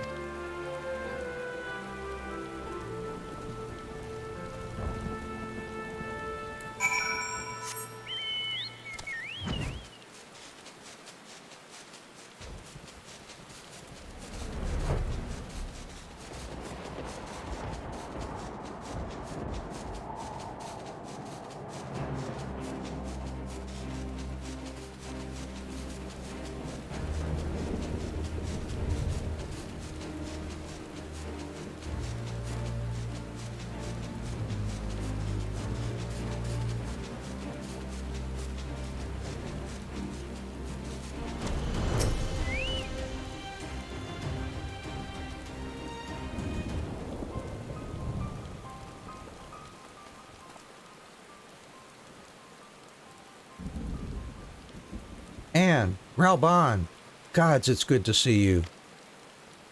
Ah, the Slayer has come. We have not forgotten how you sinned against the Lady of Bliss, but we did not come here to shed blood. You claim to seek harmony with all who call Garabania home. If this is truly your wish, you will welcome us as envoys of the Ananta. It is our wish, and you are welcome. But we cannot condone the summoning of primals. If you want to enter the palace, I must ask that you first surrender any crystal jewelry. You have my word that it will be returned to you when the meeting is over. We will do as you ask, but you will not have our weapons. We are not so foolish as to place ourselves entirely at the mercy of our tormentors. I reckon that's the closest we're going to get to a compromise, and we will have people standing guard. Aye, let them keep their weapons. Then we have an agreement. Lead the way to your meeting chamber.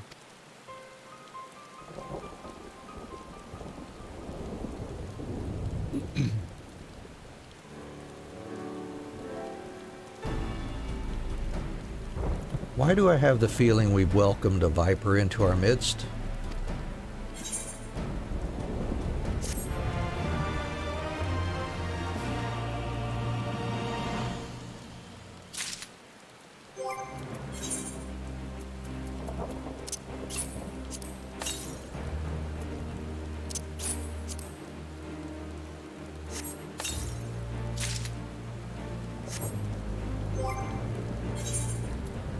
Going from, oh wow, almost 100 eye level difference there. Man, that's great. So from eye level 316 to 330, bump, just like that. Nice one.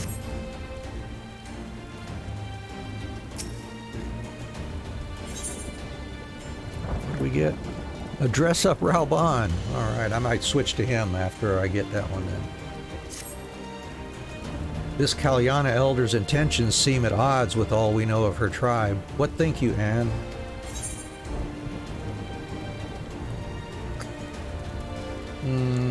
I don't know. The enthralled can't be trusted.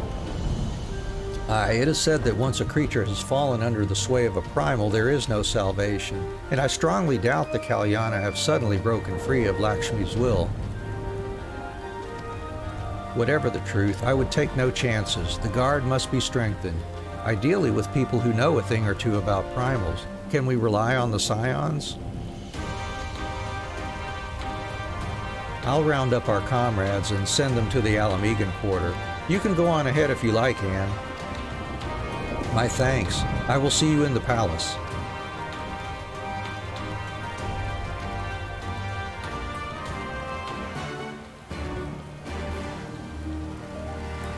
let's join our fellow Alamegans, our fellow Scions in the Alamegan Quarter. And we're about 2 hours into this stream. Welcome. If you're joining us recently, appreciate you being here. We're playing through the patches in Stormblood currently. It's an unskipped playthrough, but we're here to chat with you. If you've got anything you'd like to talk about the whole Final Fantasy series or this game in particular, that's fine. That's the whole purpose here, is for us to be here chatting with you and have a good time. If you got anything on your mind, drop it down in the chat below. I'll be happy to talk about it with you. If you'd prefer just to lurk and enjoy the atmosphere too, by all means do that. We're just happy to have you here. And I brought reinforcements. Oh yes, so Lily, I have played quite a few other Final Fantasy games. I'm unclear which ones I've actually played in the earlier ones. They retitled like the original 1 and 2 to what, I forget, 5, 4 and 5 or 5 and 6 or something. But I've played some of the earlier ones before Final Fantasy VII. I've also played Final Fantasy 7, 8, 9, 10, and 10-2. Played Final Fantasy 11 online for years. Final Fantasy 12. Played through all the Final Fantasy 13 series, including Lightning Returns, and of course we're in Final Fantasy 4. I've fired up Final Fantasy 15, but not really played it, so. But yeah, I played quite a few of them myself. And I've brought reinforcements. Arnvald told me of the arrival of our unexpected guests, and I agreed that it would be prudent to call upon Ishtola and Thancred as well. What about yourself, Lily? You play a bunch of the games too?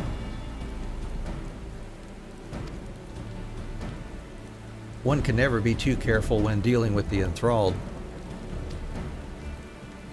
I am not familiar with the Kalyana tribe myself, but Alisae's report suggested that they shunned contact with other races, despised it in fact, even compared to other Ananta. Indeed, this apparent reversal in attitude is most curious. No one expected a response to our invitation, much less an envoy, and I imagine Lise was forced to make some rather hasty arrangements in order to accommodate them. Speaking of which, how should we deploy ourselves?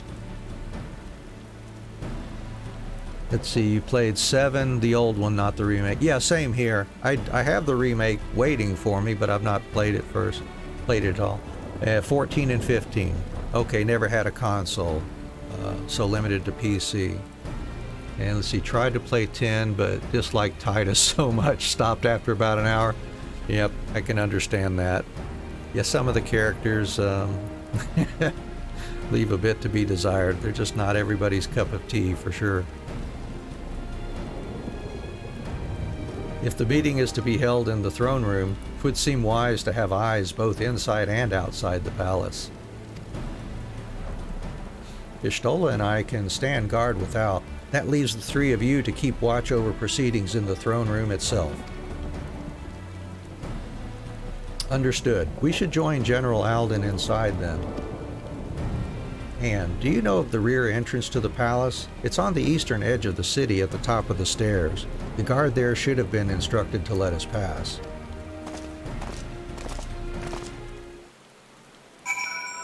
All right, well, I guess we better go check that out too.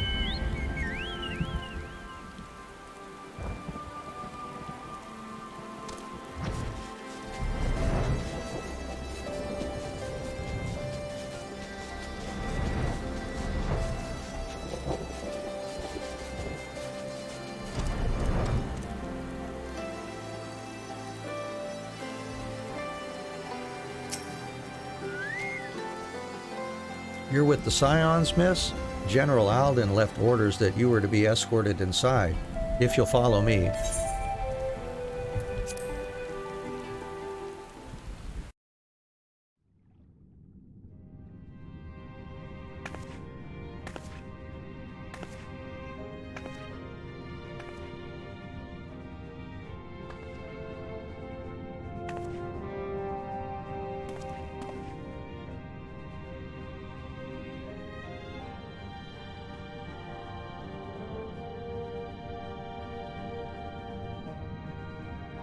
Thank you all for coming.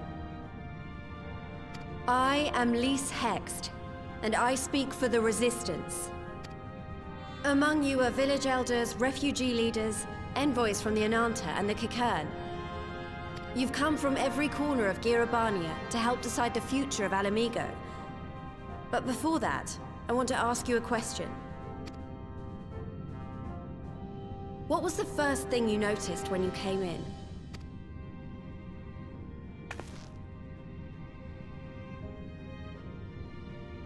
For me, it was that empty throne.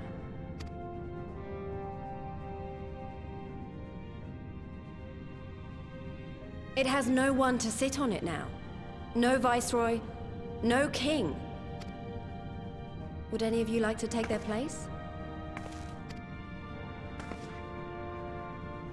Or should someone else sit there?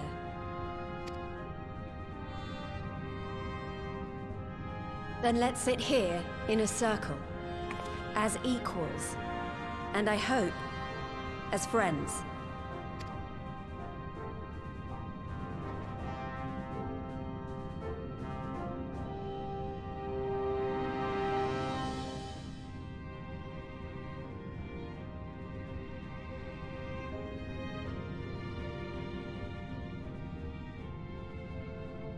Expertly done.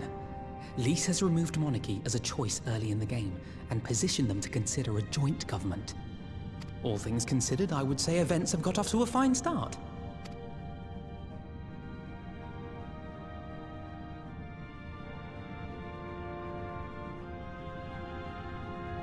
And that is Alagana's stance on the matter. Thank you, Ragenfrid. Another vote in favor. Next, let's hear from Shanti of the Kalyana. Tell us, how do your people feel about the idea of a republic?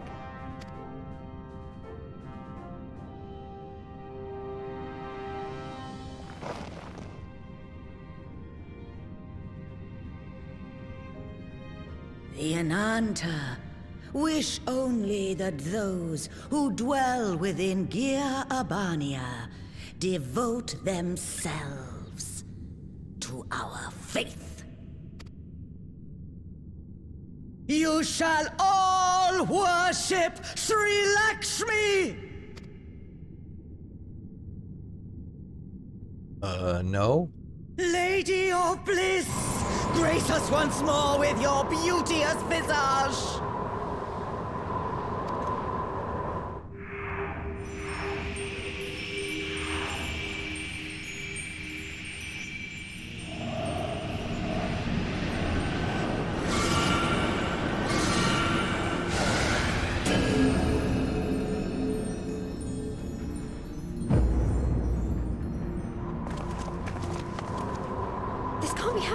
No crystals were allowed through the door! We can worry about the how of it later. We need to evacuate these people right now, or the Primal will make thralls of them all! It's up to us.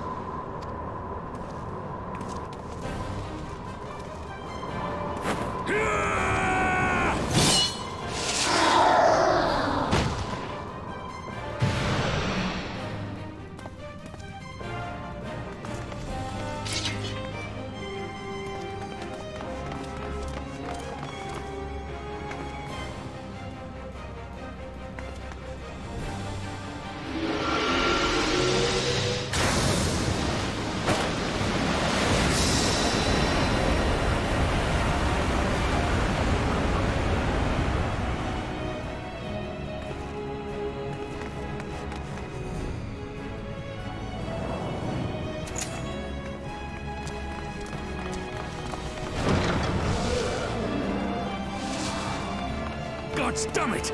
The guards were already turned! Alright, we'll leave it there just for a moment. I'm going to have to go take just a brief intermission here, but we will be back very quickly. It'll just take a moment or two. So hang tight.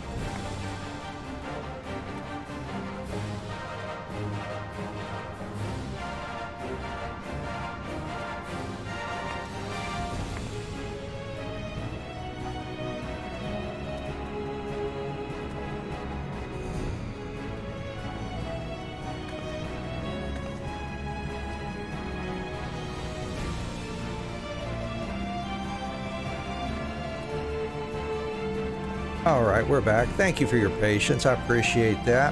All right, let's see. Back on we go. Fools!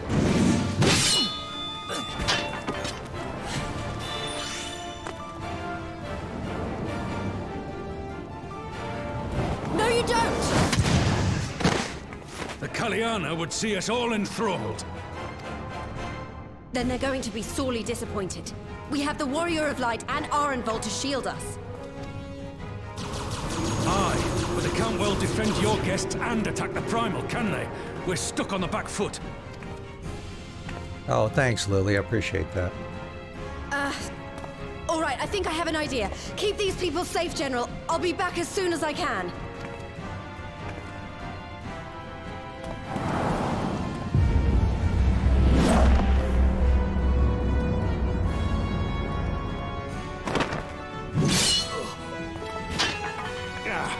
Whatever she's about, she'd best make it quick.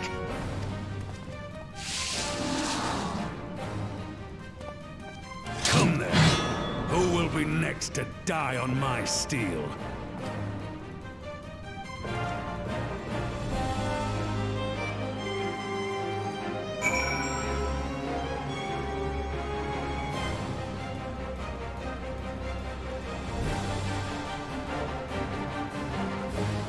All right. Yeah, I couldn't remember if they kicked us out and had to pick the glowing event point first or not.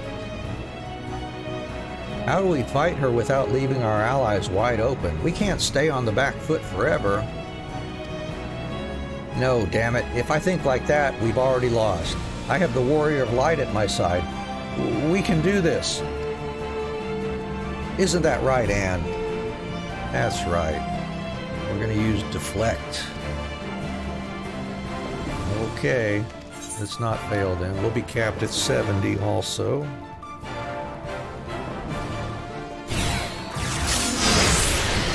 Alright, let's start deflecting then.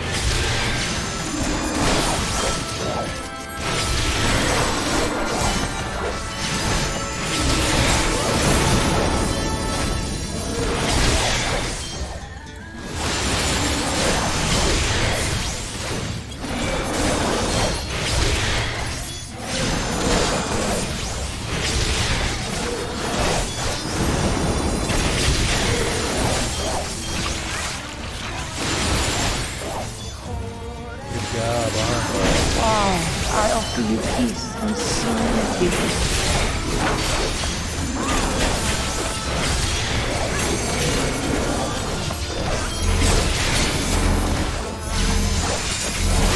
Why don't you move, Arenvold? You're standing right in it.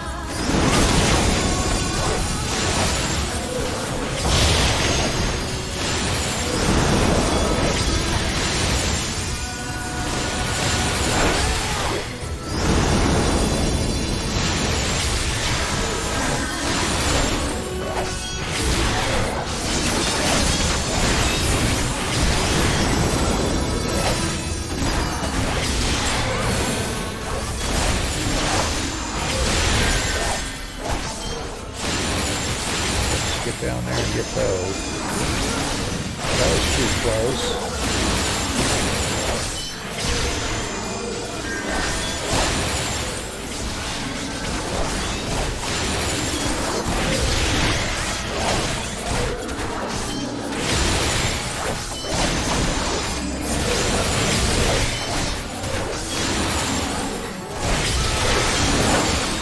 I shall free you from your hate.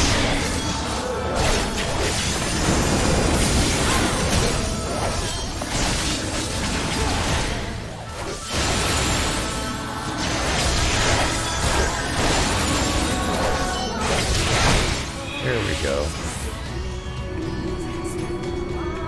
All right. Next.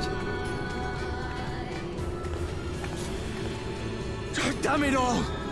It's only a matter of time before we miss one.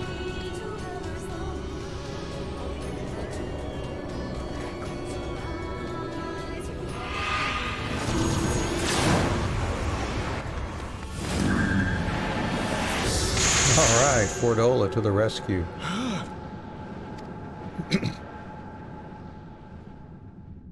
What of it? Do you want to kill this thing or not?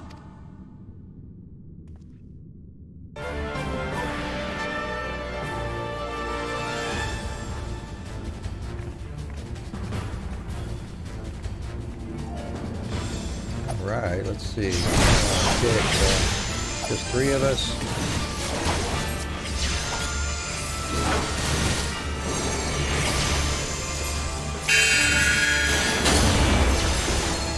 Here we go.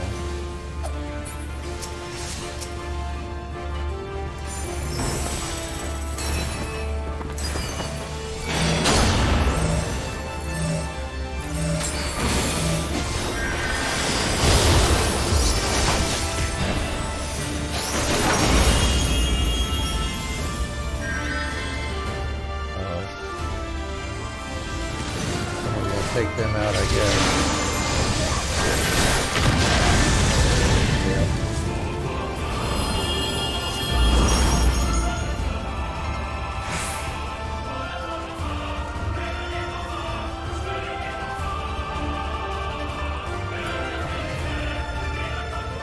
Alright, lock her down. Everybody run. Please, what are you doing?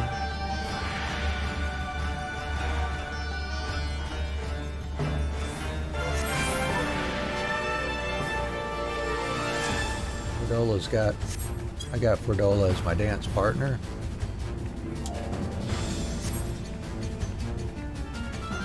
I'll just switch to Lise, maybe.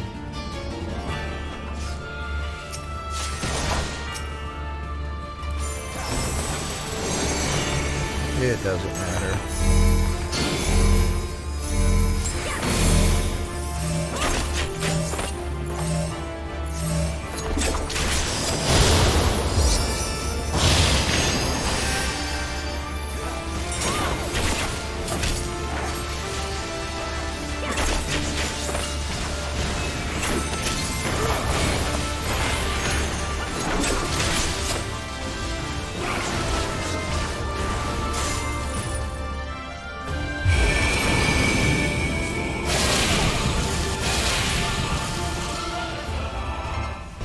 Alright, ATM. Go. Oh, that was easy.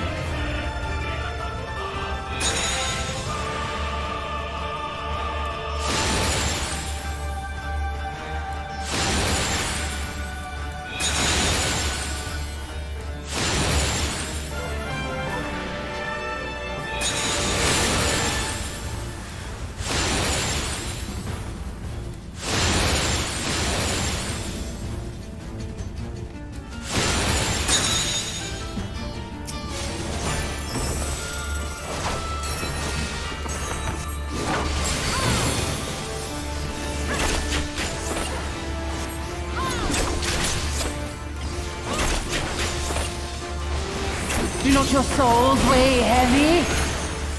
Not particularly.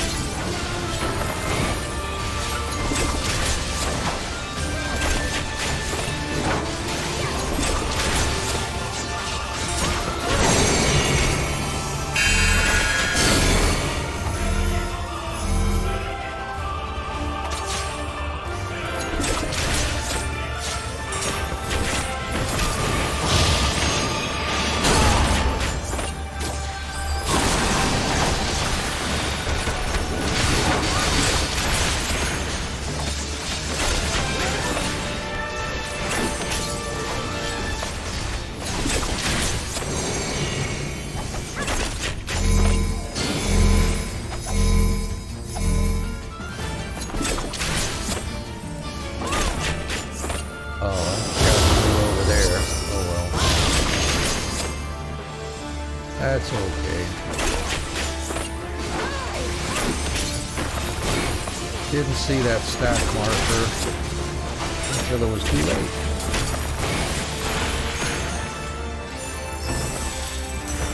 That's what happens when you get old. Start missing things.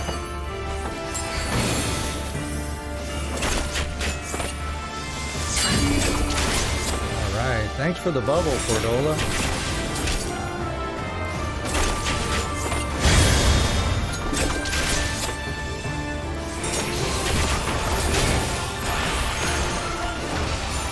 Let's do this. I haven't done this one before.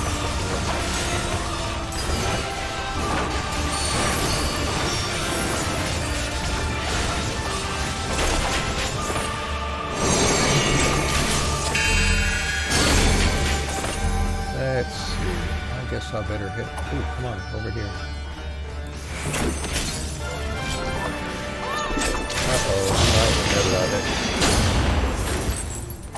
Oh, yeah, that was almost the game over there. I was too far away. I'm right in the middle of that.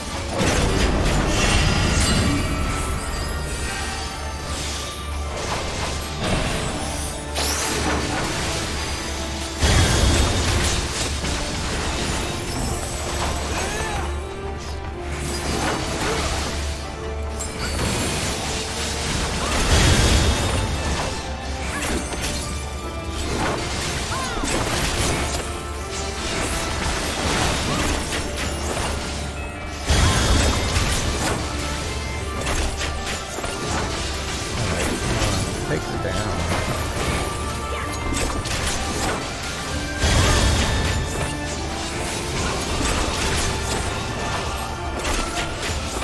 Here it comes!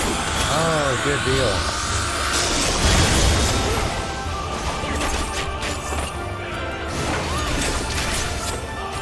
Ready, Reese? Go! Awesome.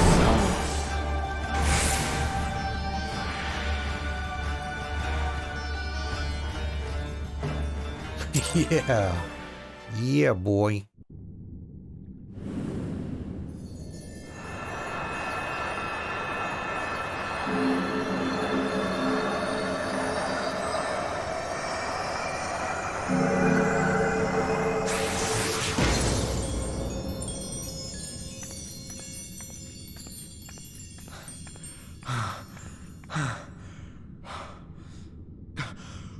We did it!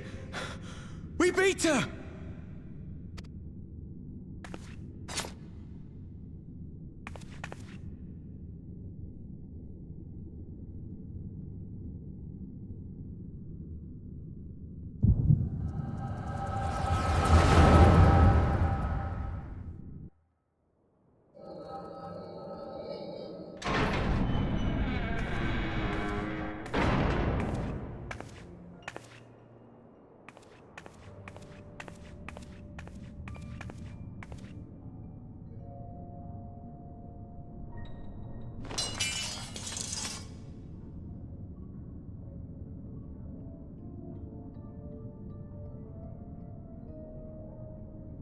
What is this?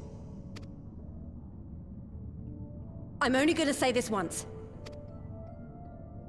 The Ananta just summoned their primal in the throne room. My friends are fighting her, but they need help. They need someone with the Echo, and by the gods, I wish I had it, but I don't.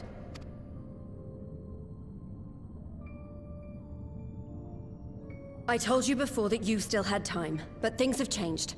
I need your answer now. You can end it like Xenos, or you can fight for Alamigo. Your choice.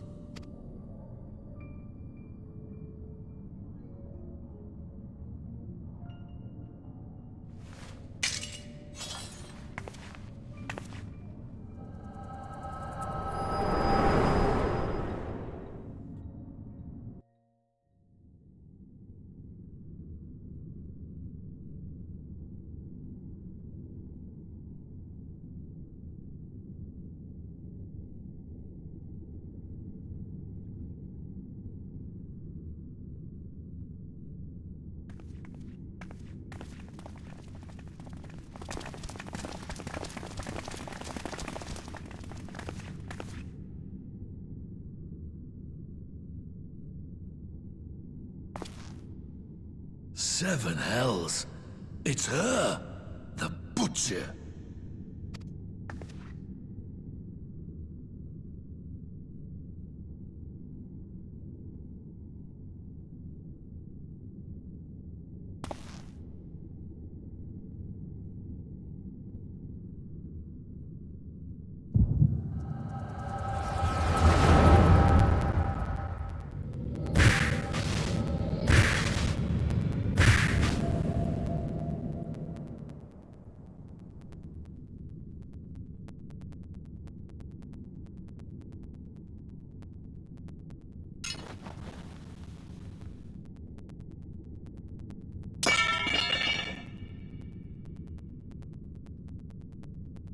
It's done.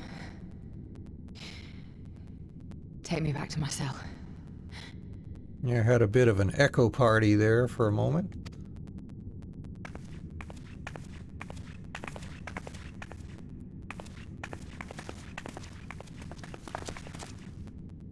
You are not forgiven.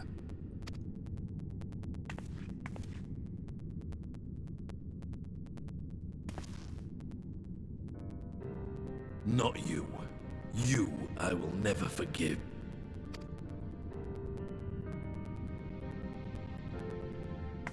But I will thank you.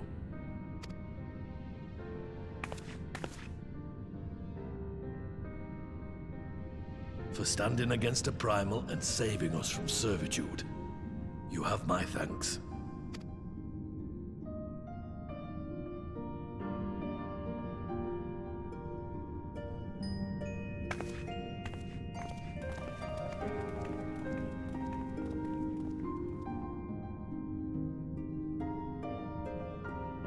That coaxed a lone teardrop out of Fordola.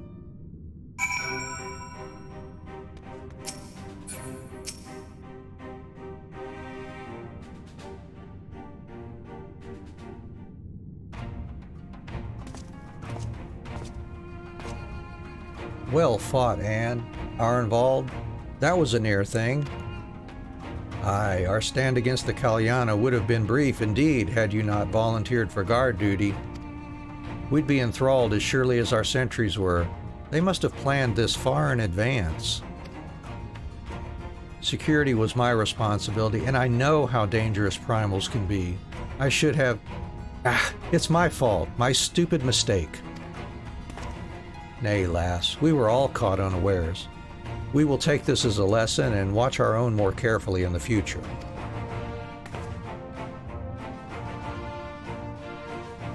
You can be sure that the lackeys who smuggled the crystals into the throne room weren't the only thralls in our ranks. The soldier who first spoke up in favor of the Kalyana keeping their weapons springs to mind.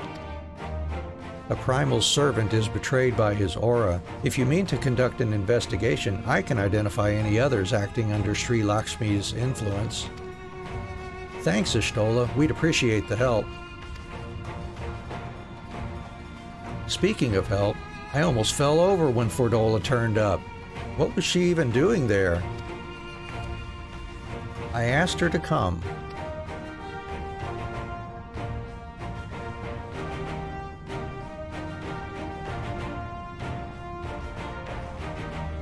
Well, that explains it then.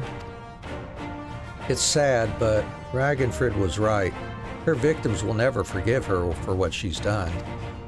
But I don't think Fordola picked up that sword looking for forgiveness. She wanted to fight for her country. If you say the world in which Fordola grew up is partly to blame for what she became, then as an Alamegan, I feel responsible for improving that world.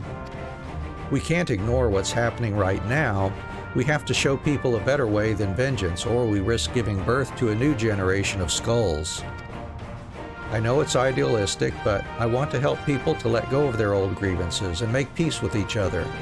And I'll hold 1,000 meetings and talk till I'm blue in the face if that's what it takes. 'Tis a long and arduous path you've chosen, but one well worth walking. Rest assured that I will do what I can to help you reach your destination. Thank you, Alphino. The first step will be to get our representatives back in the throne room.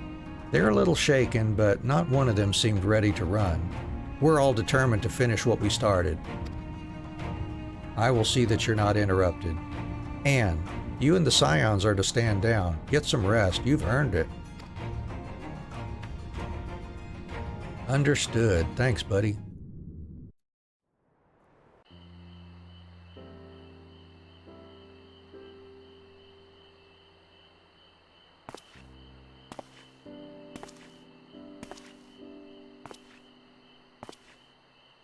A fine spot to contemplate the heavens.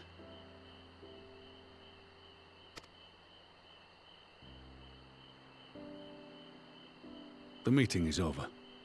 The envoys have chosen to instate a government model on Ishgard's House of Commons, a ruling body of representatives elected by the people.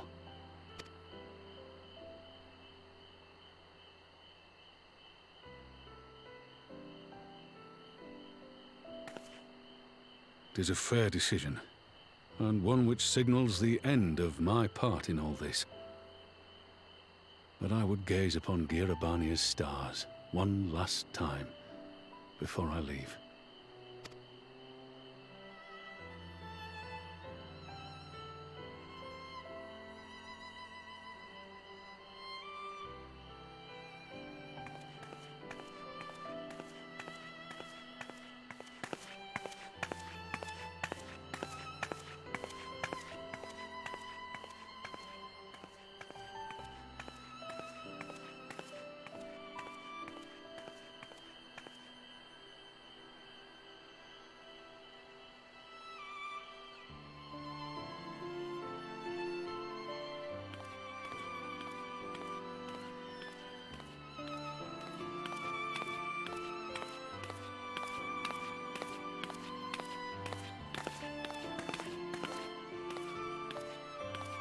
Forget something? Your Grace, there was no word.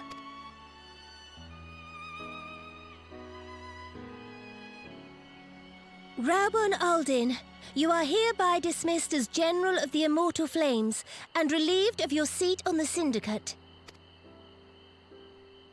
But, Your Grace...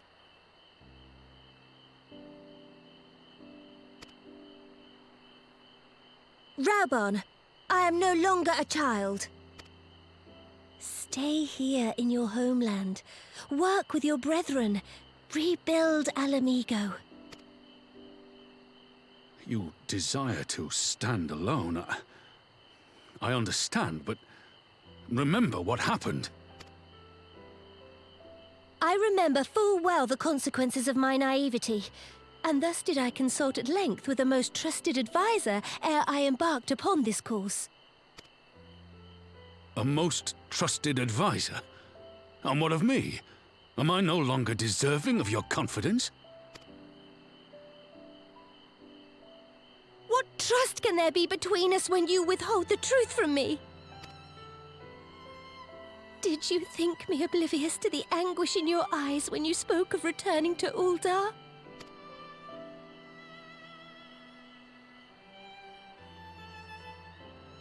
For years and years, we have trusted one another. Yet now you refuse to confess your heart's desire? I swore an oath to you that day on the sands. I pledged my sword. And it has served me well. But in Pippin you have forged a new sword, as sharp and deadly as the blade you bequeathed him. I will show you a Sultana who can wield every weapon at her disposal, including Lolorito and his monetarist cronies.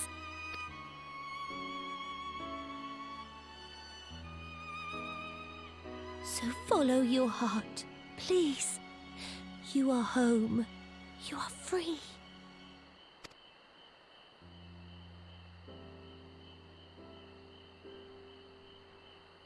Nanamo.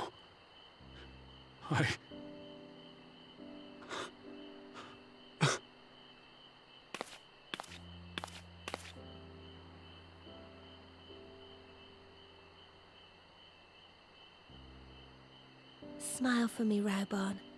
I would have this parting be a joyous one.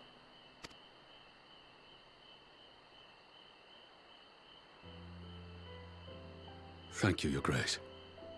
It has been an honor to serve you and Uldar. Tomorrow you will serve Alamigo and fight for the good of all Eorzea. Am I understood? Yes, Your Grace.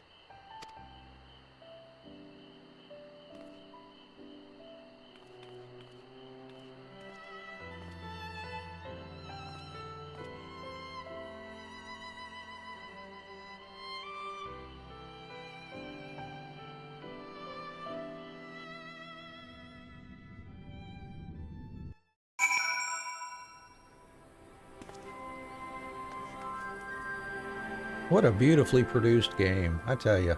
It just never ceases to surprise me, seeing some of the really great cutscenes they have here.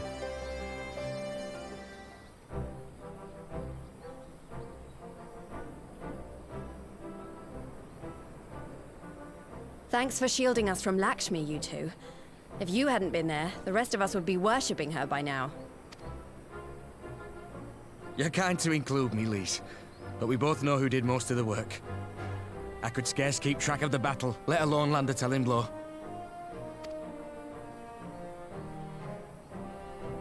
No shame in admitting it. The Warrior of Light has put far better men than me in the shade.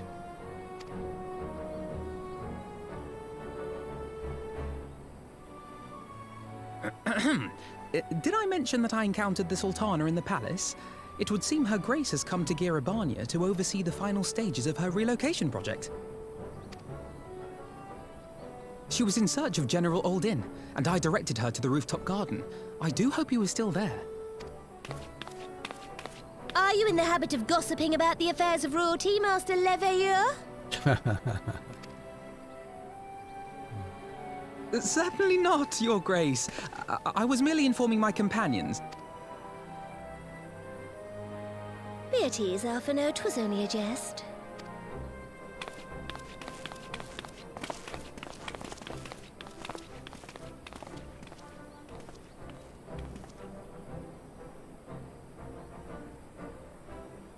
But I must yield the floor to Raubarn.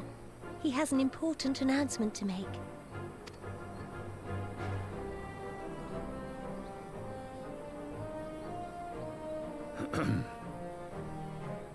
As of yesternight, I have been relieved of my post in the Immortal Flames and the Syndicate both.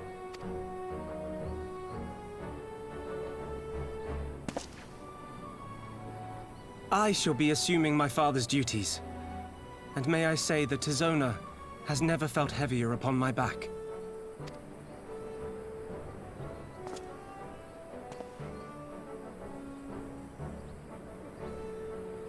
Twould seem I am in need of employment.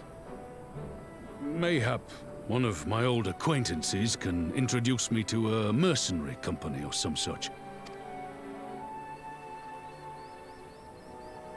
You may be getting on in years, Father, but you'd struggle to find a band of sellswords who wouldn't snap your hand off. Your remaining hand. Oh, ouch. Oh my gosh, I can't believe he said that.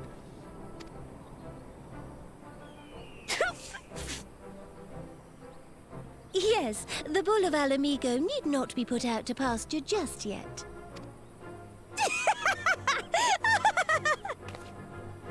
Your Grace has developed a wicked edge to her humor. And you, Pippin, would do well not to laugh when the future may hold the same for you. Yeah, absolutely.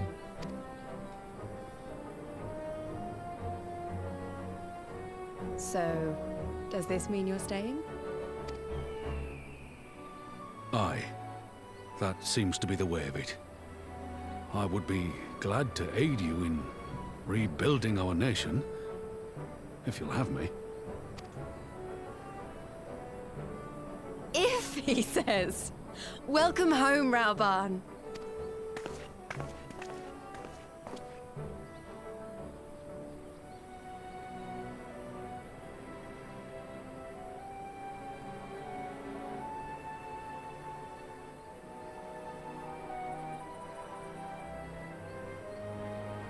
Well, that was unexpected. Though you seem distinctly unsurprised. What can I say?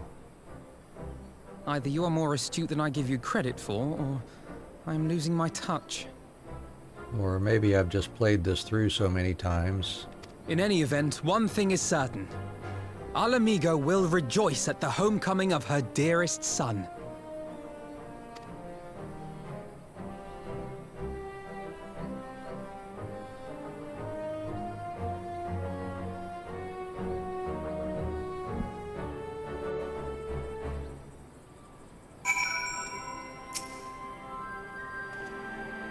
I think it's about time I headed back to Ralgar's Reach. What's next for all of you? Alice will be eager to hear of recent events, so I shall join you, if you've no objections. I'd welcome the company, and why don't you come along to the Reach as well once you've said your farewells to Nanamo and the others?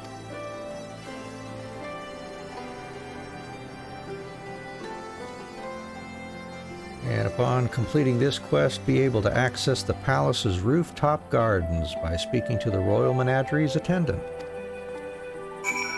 Alright. See you, Nanamo. Goodbye. See you, Pippin. Goodbye. Alright, let's go to Ralger's Reach then.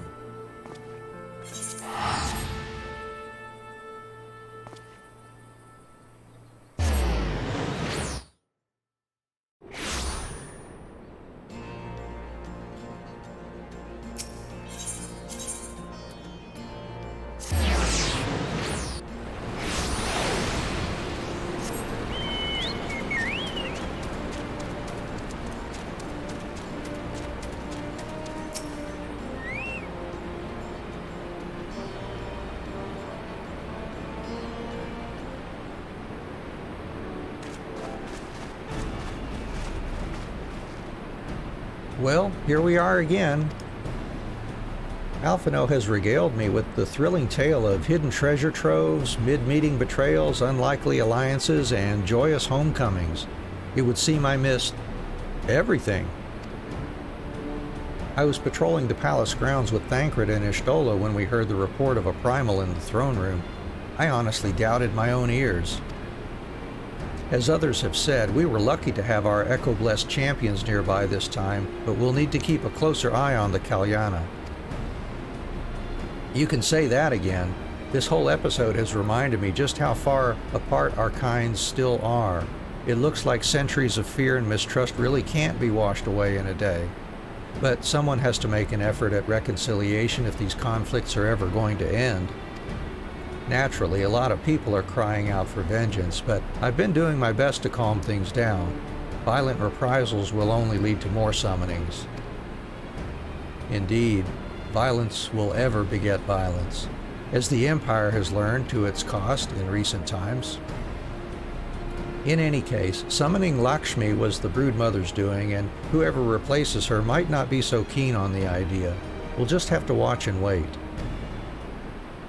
Which isn't to say we won't be putting the safety of our allies in the Vera and M tribes first. I plan to have resistance scouts keep track of the Kalyana's movements at all times. My parents will be relieved to hear that. What are your plans for the rest of the resistance army out of interest? Are we to prepare for Imperial counterattacks? That would be a question for the Resistance's newest recruit, a military commander with far more experience than me. What? The Bull of Alamigo? We call it an army, but the Resistance is really a collection of smaller, independent groups. And when Conrad passed his command on to me, that authority only extended to the freedom fighters based in Ralger's Reach. He just happened to be serving as the Resistance spokesman at the time and needed someone to take over the role while everything was in disarray, but that time has passed. When I speak with the other leaders about reforming the army under the new government, I'll be nominating Ralban as the overall commander of our forces. He has more experience than the rest of us put together, and we stand to learn a lot from him. Indeed, he is in all respects the ideal choice. Assuming he accepts the post, Alamigo will have added a formidable weapons to its arsenal. And given the progress of Nanamo's resettlement initiative, I see great cause for hope. The seeds which we so carefully sowed have begun to quicken, my friends. I like that. We tend to our promises and watch as Alamigo blooms.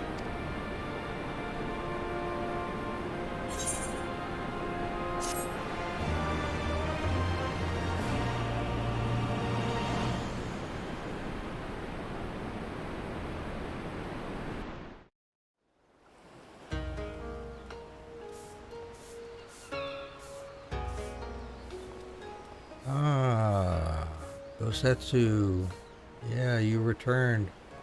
I do give thanks to the kami that my makeshift raft withstood the fury of the seas.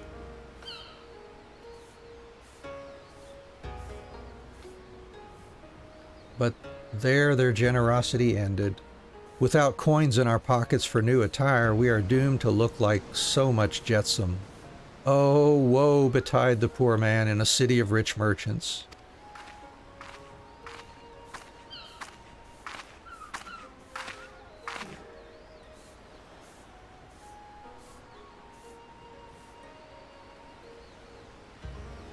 These dango are delicious. Will you have one? More sweetbreads. I surrendered my blade to secure what few coins we have.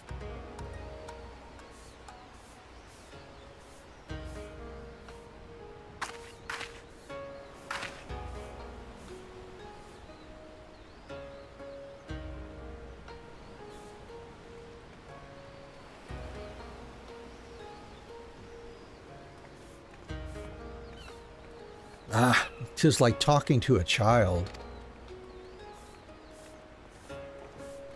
What fate saddled me with this burden I shall never know, but I am alive and I must return to my master's side.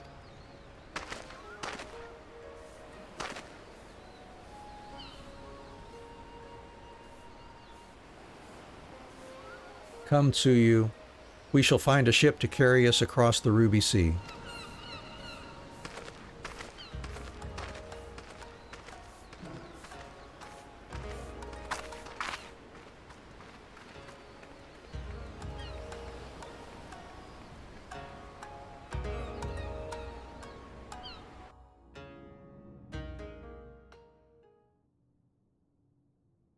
Meanwhile, in the Imperial Palace,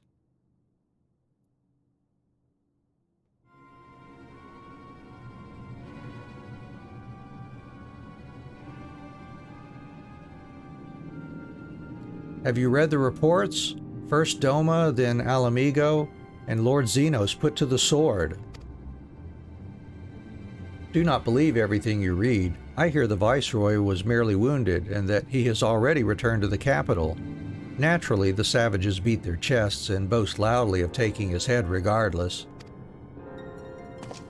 Nay, Lord Zenos lives? Deplorable that our own officers should be fooled by Eorzean misinformation. Small wonder the provinces have begun rising up in rebellion. We must prepare an official and above all accurate announcement to quell these pernicious rumors. They would wage war with empty words. Let them produce the Viceroy's remains then. We shall soon put the lie to their claims.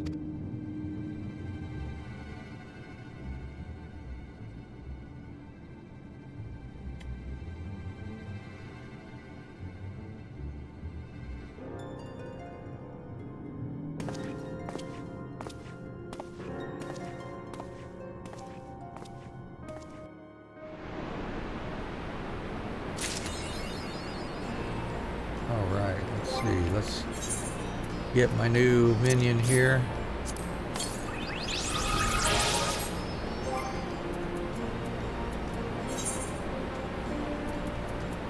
There he is, a dress-up Raban.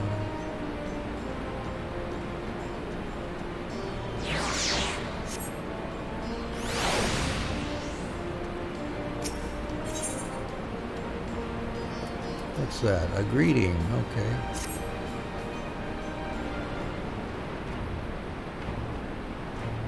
And great timing. I was just about to send word to the Scions. I've got lots to tell you. Well, I've been standing here for the last few minutes and, oh well, whatever. The Council has officially recognized the Resistance as our standing army, and I expect you can guess who's been appointed commander. Suffice it to say, we're in good hand. Oh, I can't believe you said that, Lise. Come on. Having the Bull of Alamigo at the helm's done wonders for morale. People were dancing in the streets when the announcement was made, and we have you and the Sultana to thank for it. If you two hadn't worked your magic, he'd never have contemplated following his heart. The Council has also decreed that we're to maintain a presence at Ralger's Reach. Lise will continue to lead our forces in the fringes, a job she's been doing tirelessly. A bit too tirelessly, some might say. We're constantly having to remind her to rest before she falls over. That's an exaggeration. And I always get up again. Anyway, we can hardly afford to lower our guard now, not after our latest brush with Lakshmi. Speaking of which, we've been keeping a close eye on the Kalyana, and it looks like they've chosen a new leader. It's, Shanti's daughter. You know, the half-dead one. For whatever reason, the Kalyana thought she was the best candidate, which makes them leaderless, basically. As things stand, there's no prospect of engaging in talks, let alone coming to an understanding. But I won't let that stop me. I'll keep on reaching out to them until they finally see sense. Just like I've been reaching out to Fordola. She still won't meet my gaze, but she's given up trying to ignore me. It may only be the odd grunt, but at least she's responding. I'll get through to her yet. And there you are.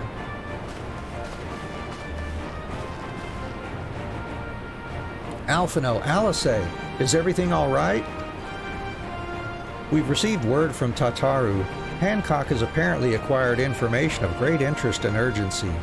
More than that she didn't say, only that we should come to Kugane right away. I had a mind for the two of us to set forth together, but Alice is determined to make it a party of 3.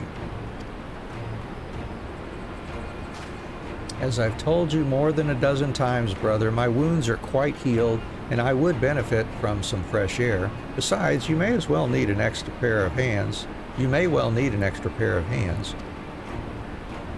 Worry not, sister. I have quite given up trying to convince you. Whether we be 2 or 3, we should depart as soon as possible. You will be joining us, I trust? Huh. I was about to say I'd come too, but I'll just have to settle for cheering you on from afar. Good luck with whatever it turns out to be. Thank you, Lise. Rest assured, should this business prove to be of even tangential concern to Alamigo, we shall inform you without delay. Let us be off then. Hancock and Tataru await us at the Ruby Bazaar offices.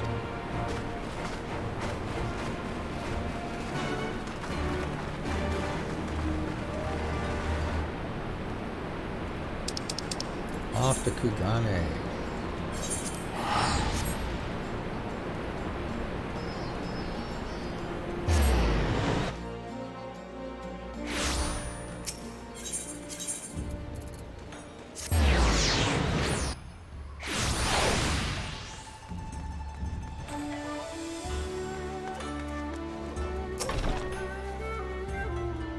Greetings, honored madam. May I show you in?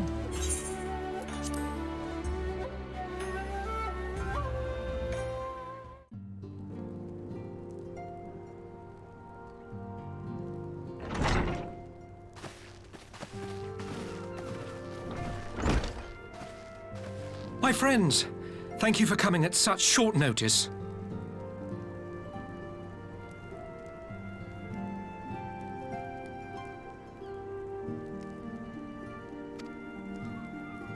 We were told the matter was urgent. I take it Yugiri and Soroban are also involved? My presence here is but a happy coincidence. I am come on separate business, which can wait. My apologies. Master Hancock, pray, tell our friends exactly what you told me. Of course, of course. Some few days ago, a large detachment of soldiers was seen arriving at the Garlean embassy. This seemed to me most unusual, as no personages of note are due to visit for a matter of months. So, I made a few inquiries, whereupon I learned of a most curious rumor. Apparently, the soldiers were dispatched to Kugane to investigate recent sightings of a certain individual.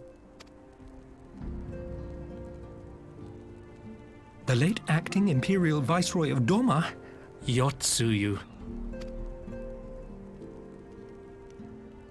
I beg your pardon? I too am loath to believe it. I saw the keep come down on top of her. We all did.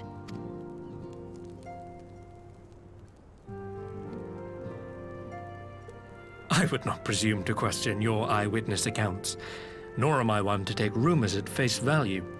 The fact is, the Garleans have no knowledge of what took place at Doma Castle. They may well be chasing after a woman who merely resembles Yotsuyu. But a woman who resembles Yotsuyu in the company of a grizzled Rogadan samurai? I dare say that thickens the plot. Indeed. Gosetsu! He's alive! While I've no conclusive proof, I thought that such a possibility warranted your attention. Have you informed Lord Hien? Well, I think we'd all like to believe the old bear survived. Indeed. While I dare not give myself wholly to hope, I will not deny that I have prayed for such a miracle ever since that fateful day. But regardless of my personal feelings, if the Empire has seen fit to pursue these rumors so vigorously, we can scarce afford to ignore them. I am bound by duty to ascertain the truth of the matter. Will you join me in this quest? Aye, we'll find Gosetsu together. Thank you. If Gosetsu yet lives, he will need our help if he is to avoid capture.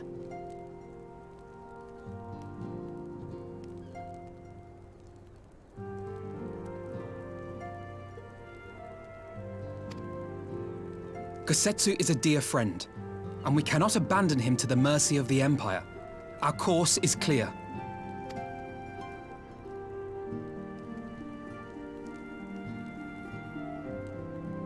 Hancock, is there aught else you can tell us? Alas not. But I have taken the liberty of employing one of the finest informants money can buy. You shall have the latest intelligence on the Garlean's movements, and more besides.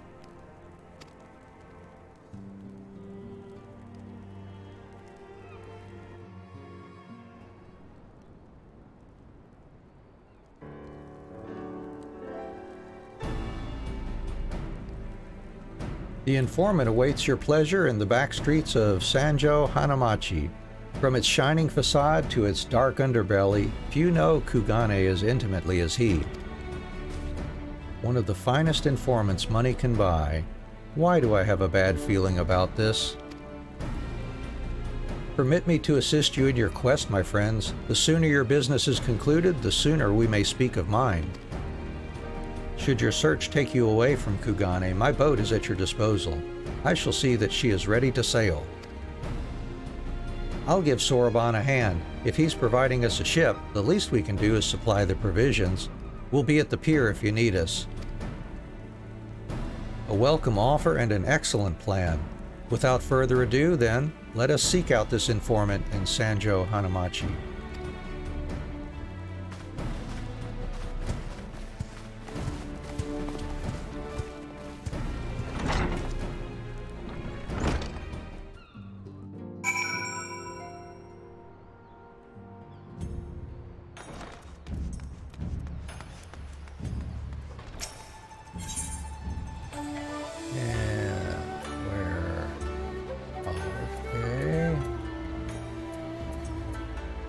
There it is, Reclusive District.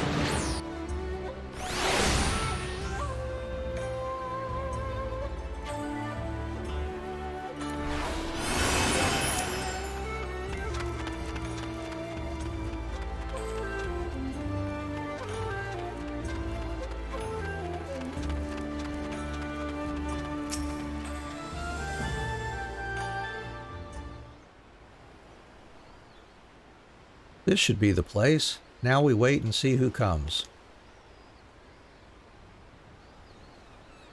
It has been a while, my friends. Yes, yes, a long while indeed.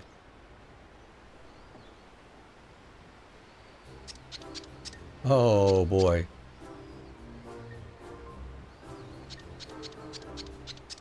I knew it. Yodo. Any funny business, and you know what will happen, I trust. No funny business. Only loyal service and the finest quality information. Of course, such quality does not come cheap. No, but then Hancock already paid you. Honestly, you must think we were born yesterday. I've half a mind to call lease. No! No lease, I beg you. No boots. I will tell you everything I know, free of charge. The Empire searches for Yotsuyu. High and low, far and wide. Come to enlist my help, they did, promising rich rewards for decisive information. And have you decisive information? Were the two individuals cited here indeed Gosetsu and Yotsuyu? Alas, see them with my own eyes I did not. But the Imperials are confident. Yes, yes, very confident indeed. Look at the size of their contingent. But here is something they do not know. A rumor which you will find most interesting, I think. They say an elderly Rogadin samurai appeared on Kogane Dori with a beauteous maiden and sold his katana to a pawnbroker. 'Twas no common katana either, but one of surpassing craftsmanship. Well, that is interesting, assuming it's true. Did you corroborate the rumor with the pawnbroker in question? No. Regrettably, I do not have a working relationship with the master of Shofuku Shikiten or Shichiten. Now, why would that be, I wonder? If I didn't know better, I'd think he lent you money. He will help you, I'm certain. While you speak with him, I will make contact with my Garlean connections and learn what I can of their progress. A glimpse of the blade is all I need to be sure. But is it wise to let the Namazu out of our sight? I'm just gonna ...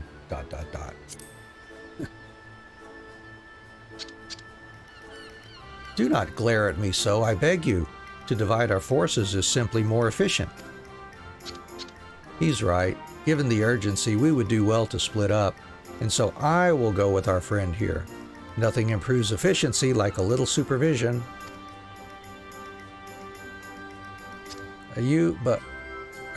Yes. Yes, we will go together and there will be no boots.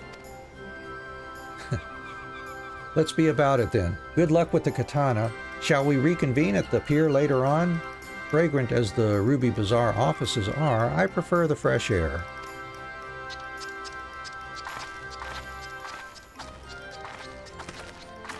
I believe Alice has her task well in hand. Shall we seek out the pawnbroker? Indeed. Let's do that.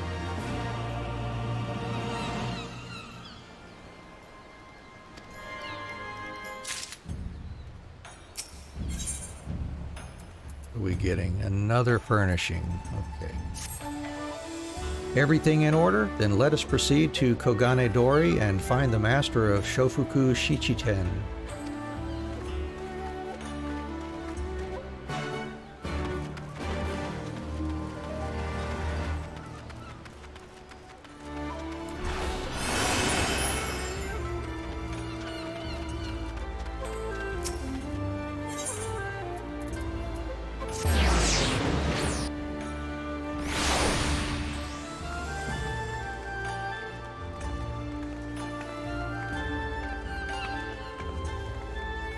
Several pawnbrokers, but this is the guy up here, I believe. Welcome, good madam, welcome. Will you be buying or... Ah, so you have heard tell of the Rogadin Samurai's katana. Small wonder. It is a fine example of its kind. One moment.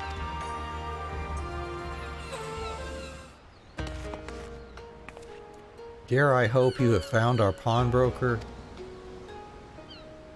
Excellent work, Anne. And that is the katana?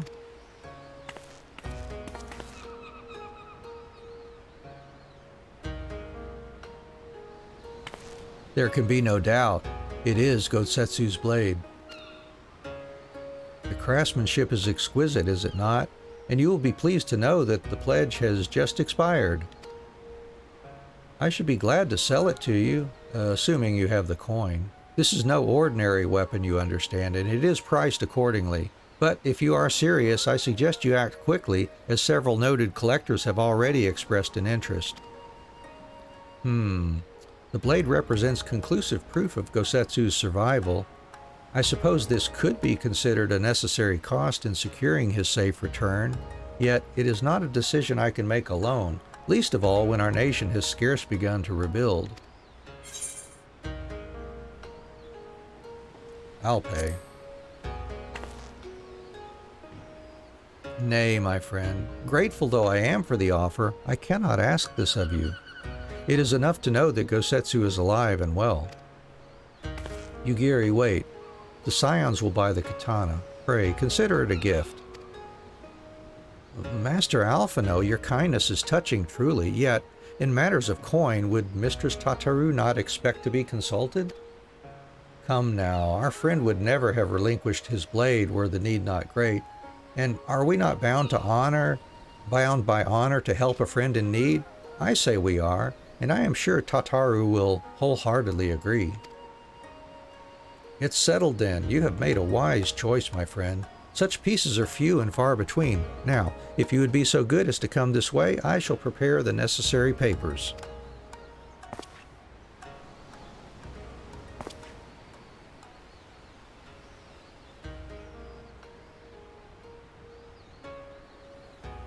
If I may ask, sir, after he visited your establishment, do you perchance know where the old samurai went? He is our friend, and we would return his weapon to him. A friend of yours, you say? I see. Well then, I suppose there can be no harm in telling you. No sooner had I provided him with the requested sum than his pretty young companion began clamoring for dango. I duly recommended those served at the Umaneko tea house, and thither did they set off. Clamoring for dango. Can these truly be the same people? It makes no sense. Some manner of code, perhaps, but it avails us not to speculate. Let us go to this tea house and see if we can pick up their trail.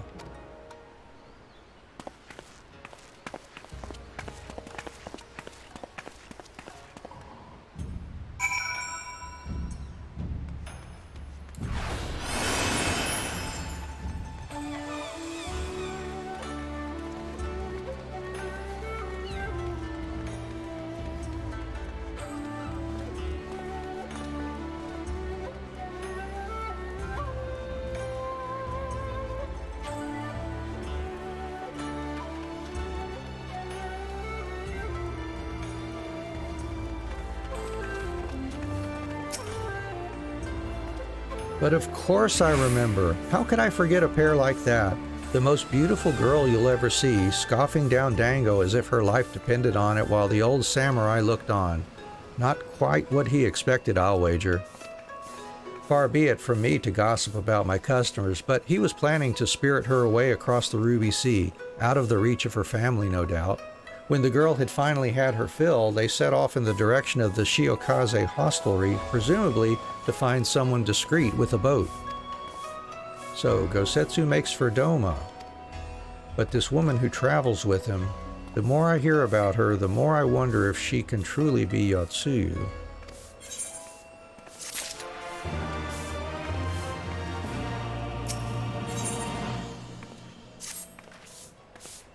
While doubts remain over the identity of Gotsuyu's traveling companion, for now we can but follow the trail. Come, let us away to the pier and make ready to sail. With luck, Alice will already have joined Master Soroban and Mistress Tataru there.